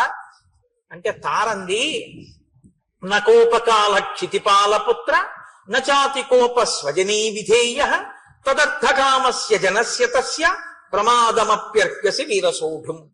నాయనా లక్ష్మణ, నువ్వు కోపించవలసినటువంటి సమయం ఇది కాదు. 2, నీ వారి యందు నువ్వు కోపం పెట్టుకోవచ్చా? నీ స్వజనుడయా సుగ్రీవుడు, తప్పు చేస్తే నువ్వు దిద్దాలి, అంతేగాని నువ్వు ఆయన మీద కోపం పెట్టుకోవడం ఏమిటి? కాబట్టి నువ్వు ఈ కోపాన్ని వెంటనే విడిచిపెట్టేటటువంటి ప్రయత్నం చెయ్యి. పైగా సుగ్రీవుడు కామాన్ని అనుభవిస్తూనే నీ కార్యాన్ని సాధించడానికి కావలసినటువంటి ప్రయత్నం చేస్తున్నాడు. సైన్యాన్ని పిలిపించడానికి నీలుడికి ఆదేశం ఇచ్చి ఉన్నాడు. ఈ మాట చెప్పారు కాబట్టి లక్ష్మణమూర్తి ఆగారు. హనుమ ఆనాడు వచ్చి ఎంత రక్షించారో చూడండి. కాబట్టి అధిక గుణములు కలిగినటువంటి వాడు ఎప్పుడూ కూడా తక్కువ గుణములు కలిగినటువంటి వాడిని క్షమించగలిగినటువంటి వాడై ఉండాలి. అంతేగాని అధిక గుణములు కలిగినటువంటి వాడు నీచమైన గుణములున్న వాడి పట్ల క్రోధంతో ఉంటే దానివల్ల ఉపకారం ఏముంటుంది? కాబట్టి నీ కోపాన్ని నిగ్రహించుకో. జానామి రోషం హరివీర బంధో జానామి కార్యస్య చ కాలసంగం జానామి కార్యం తయ్యత్కృతం నః తచ్చాపి జానామి యదత్ర కార్యం. చేసినటువంటి పని ఏమిటో నాకు తెలుసు, చెయ్యనటువంటి పని ఏమిటో నాకు తెలుసు, వేళ మించిపోయిందని నాకు తెలుసు, ఇప్పుడు చెయ్యవలసినటువంటి మహోపకారం ఏమిటో కూడా నాకు తెలుసు. తం కామవృత్తం మమ సన్నికృష్టం కామాభియోగాచ్చ నివృత్తలజ్జం క్షమస్వ తావత్ పరవీరహంత తద్భ్రాతరం వనరవంశనాథం. నాయన, విశేషమైనటువంటి కామం చేత సిగ్గు అనేటటువంటి మాట విడిచిపెట్టి భోగం అనుభవిస్తూ సుగ్రీవుడు ఇప్పుడు నా దగ్గరే ఉన్నాడు లోపల మందిరంలో. అటువంటి సుగ్రీవుణ్ణి నీ సోదరుడిగా భావించి నువ్వు క్షమించవలసింది. మహర్షయో ధర్మ తపోభికామాః కామానుకామాః ప్రతిబద్ధమోహాః అయం ప్రకృత్యా చపల కపిస్తు కథం నన సజ్జేత సుఖేషు రాజా. ఇంతకాలం ఎక్కడో పర్వత శిఖరాల మీద తిరిగాడు, సుఖం అంటే ఏమిటో తెలియదు. ఇంతకాలానికి రాజ్యము భార్య దొరికాయి కాబట్టి కామంలో అన్నిటినీ మరిచిపోయాడు. కాబట్టి నాయన, నీవు ఈ విషయాన్ని దృష్టిలో పెట్టుకొని, సుగ్రీవుడు నీకు దాసానుదాసుడు, ఆయన అవసరమైతే దేన్నైనా మీకోసం విడిచిపెట్టేస్తాడు. తదాగచ్చ మహాబాహో చారిత్రం రక్షితం తయా అచ్చలం మిత్రభావేన సతాం దారావలోకనం. లోపలికొచ్చి సుగ్రీవుణ్ణి చూడు. సుగ్రీవుణ్ణి నువ్వు చూడటానికి అభ్యంతరం ఏంటి? ఆయన భార్యలతో కూడి ఉండగా లోపలికి అలా వస్తానంటావా? మిత్రుడైనటువంటి వాడు, మంచి నడవడి కలిగినటువంటి వాడు, భార్యా సహితుడైన మిత్రుణ్ణి చూడటానికి లోపలికి వచ్చినా ఏమీ దోషం లేదు. లోపలికి రమ్మని వెళ్ళాడు లక్ష్మణమూర్తి. రుమని ఒక తొడ మీద కూర్చోపెట్టుకుని చుట్టూ వానరకాంతలతో కామోపభోగాన్ని అనుభవిస్తూ కనుగుడ్లు తిరుగుడు పడుతూ బాగా మధుపానాసక్తుడై హారములు చెదిరిపోయి ఉన్నాడు ఆ సుగ్రీవుడు. లక్ష్మణమూర్తిని చూడగానే ఒక్కసారి ఎగిరి ఆ పైనుంచి కిందకి దూకాడు, ఆసనం మించి నిలబడ్డాడు. నిలబడితే లక్ష్మణమూర్తి అంటారు, లక్ష్మణమూర్తి యొక్క ఆగ్రహం ఎలా ఉందో వాతావరణం కూడా అలాగే ఉంది. కాబట్టి ఎస్తు రాజాస్థితో ధర్మే మిత్రాణం ఉపకారిణం విద్యా ప్రతిజ్ఞాం కురితే కో నృశంసకర సత్త. మిత్రుడికి ఉపకారం చేస్తాను అని చెప్పి ఆ మాట మరిచిపోయినటువంటి వాణ్ణి క్రూరుడు అని పిలుస్తారు. శతం అశ్వానృతే హంతి సహస్రం తు గవానృతే ఆత్మానం స్వజనం హంతి పురుషానృతే. ఒక గోవుని ఇస్తానని ఇవ్వని వాడు ఒక గుర్రాన్ని ఇస్తానని ఇవ్వకపోతే 100 గుర్రాల్ని చంపేసినట్టు, ఒక గోవుని ఇస్తానని ఇవ్వకపోతే 1000 గోవుల్ని చంపినట్టు. మనుష్యుడికి ఒక ఉపకారం చేస్తానని చెయ్యకపోతే వాడు తన బంధువుల్ని చంపి తనని తాను చంపుకున్నట్టు. కాబట్టి మాట ఇచ్చి తప్పిన వాడికి ఎప్పుడూ ప్రాయశ్చిత్తం లేదు. బ్రహ్మగారు చెప్పారు ఒకనాడు, సుగ్రీవ బ్రహ్మగ్నే చ సురాపే చ చోరే భగ్న వ్రతే తథా నిష్కృతార్ విహితా సిద్ధి కృతజ్ఞే నాస్తి నిష్కృతి. బ్రహ్మహత్య చేసిన వాడికి, సురాపానం చేసిన వాడికి, దొంగతనం చేసిన వాడికి, వ్రతం చేస్తానని చెయ్యని వాడికి నిష్కృతుంది. కానీ కృతజ్ఞుడై చేసిన ఉపకారం మరిచిపోయిన వాడికి మాత్రం ఒక్క నాటికి ప్రాయశ్చిత్తం లేదు. కాబట్టి ఈ గ్రామ్య భోగాన్ని అనుభవించడం మానేసి చెయ్యవలసిన ఉపకారాన్ని చెయ్యి. లేకపోతే వాలి వెళ్ళిన మార్గం మూసుకుపోలేదని గుర్తుంచుకో. రాముడు చెప్పాడు ఈ మాట అని చెప్తే చాలా మహాతల్లండి. ఆవిడ వెంటనే లేచండి, నాయనా నువ్వంత కోపంగా మాట్లాడకూడదు. ఎందుకో తెలుసా? ఒక్కటే కారణం, రాముని వలనే ఈ రాజ్యం కలిగింది, రాముని వలనే ఈ సుఖం కలిగింది. సుగ్రీవుడికి ఆ విషయం తెలుసు. కానీ ఎక్కడ మిలిక పెట్టిందో చూడండి. అంత మధుపానాసక్త అయ్యున్న, అంత భర్తతో భోగింపబడుతూ కనుగుడ్లు తిరుగుడు పడుతూ తను బయటికి వచ్చిన లక్ష్మణుడు ఇంకా మళ్ళీ ఇంకొక మాట మాట్లాడకుండా ఉండడం కోసం ఎక్కడ బంధనం వేయాలో అక్కడ వేసేసిందంతే. వేసేసేటప్పటికి ఇంత లక్ష్మణమూర్తి ఇక మాట్లాడడం కుదరలేదు. ఆవిడంది, నాయన నువ్వు ఇవాళ ఈ మాట అంటున్నావు, కానీ ఒక్క మాట గుర్తుపెట్టుకో, సహిప్రాప్తం నజానీతే కాలం కాల విరాంబర. పరమాత్మకి లొంగిపోయి మాట మరిచిపోతే అది పెద్ద విశేషమా? కాబట్టి దాని గురించి నువ్వు అంత మనసులో పెట్టుకోకూడదు, క్షమించు. ఇప్పుడు లక్ష్మణుడు ఇంకో మాట అన్నాడు అనుకోండి, విశ్వామిత్రుడి మీద మాట పెరుగుతుంది. తన గురువుని తాను అవమానింపజేసుకోవచ్చా? విశ్వామిత్రుడు అంతటి వాడు లొంగిపోయాడు అని. అందుకని మీరు రాముడి దగ్గర నిల్చోండి. కాబట్టి ఆయన ఏమి బెంగ పెట్టుకోవద్దు నాయన, కార్యం జరుగుతుంది, విడిచిపెట్టు. అప్పుడు లక్ష్మణమూర్తి చెప్పినటువంటి మాటలకి సుగ్రీవుడు ఆ తార చెప్పిన మాటలకి లక్ష్మణమూర్తి శాంతించాడు. సుగ్రీవుడు లేచి నిలబడి, నాది పొరపాటు అయిపోయింది, నా తప్పు మన్నించు, నేను తప్పకుండా ఉపకారం చేస్తాను. నా ఐశ్వర్యము ప్రాణస్థ శ్రీశ్చ కీర్తిశ్చ కపిరాజ్యంచ శాశ్వతం రామ ప్రసాదాత్ సౌమిత్రే పునఃప్రాప్తం ఇదం మయా. ఇవన్నీ నాకు రాముడి వల్ల వచ్చినవి. కాబట్టి ఆయనకి నేను ఉపకారం చేయడమా? ఆయన వెనక వస్తే చాలు, కార్యాలన్నీ నడిచిపోతాయి. ఆయనే ఈ 3 లోకములను శాసించగలడు. ఒక బాణంతో 7 సాలవృక్షములను, పర్వత శిఖరమును, పాతాళాన్ని కొట్టినవాడు రావణుణ్ణి కొట్టలేడా? ఏదో నాకు కీర్తినివ్వడానికి వెంట రమ్మంటున్నాడు. తప్పకుండా వస్తాను, ఉపకారం చేస్తానన్నాడు. హనుమని పిలిచారు. దశ దిశల నుంచి వానరముల్ని పిలవమన్నారు.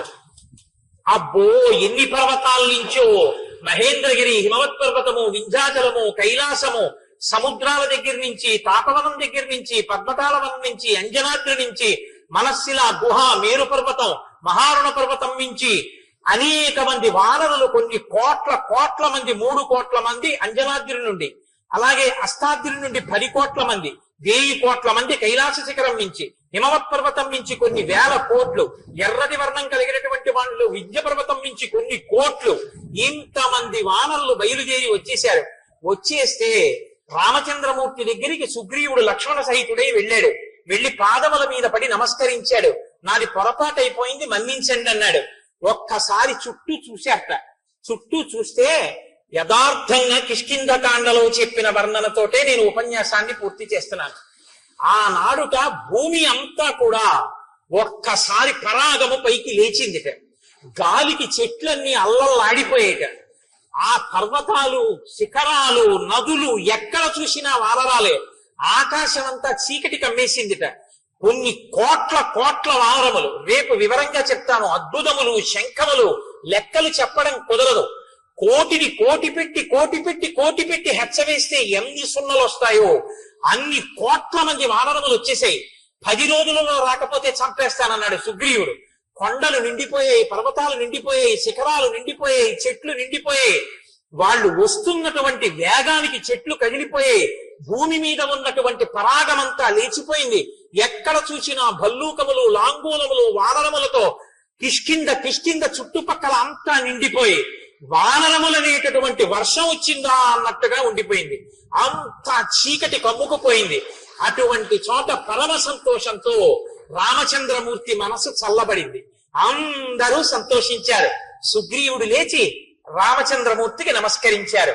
రామచంద్రమూర్తి ఎంతో ప్రసన్నులయ్యారు. ఒక్కసారి ఆ వానరులందరి వంక చూశారు. ఓ, వర్షం వచ్చే ముందు మేఘాలతో ఆకాశం ఎలా నిండుతుందో అలా నిండిపోయింది ఆకాశమని సాక్షాత్తు వాల్మీకి మహర్షి వర్ణించారు. అందరి మనసులు చల్లబడ్డాయని వర్ణించారు. యథార్థంగా అదే స్థితిలో ఇవాల్టి ఉపన్యాసాన్ని నేను పూర్తి చేస్తున్నాను. రేపటి రోజున దీని యొక్క వివరణ రేపు సాయంకాలపు ఉపన్యాసంలో చేస్తాను. మనకేం భయం లేదు. తక్కువేమి మనకు రాముండొక్కడుండు వరకు. ఆయన అనుగ్రహం కిష్కింధకాండలో ఇంకా సీతాన్వేషణానికి హనుమ బయలుదేరిపోతున్నారు. ఇంకన్నీ చల్లని వార్తలే, చల్లబడిపోవాలి. కిష్కింధకాండ చివరికి వచ్చేటప్పటికి మీకు యథార్థం చెప్తున్నాను. ఎందుకంటే ఇక మంగళ వార్తలు ప్రారంభం అయ్యాయి. అంతే, లోకం కూడా చల్లబడింది. ఇన్ని వానరములు వచ్చేటప్పటికి మరి వాయువేగం ఎలా ఉంటుందండి? ఒక్కొక్కడు ఎంతంత వేగం. అందుకే చూడండి ఎలా ఉందో వాతావరణం కూడా. శ్రీరామాయణం ప్రత్యక్షంగా ఆవిష్కరింపబడింది. మనం రామనామం చెప్పి మంగళం చెప్దాం.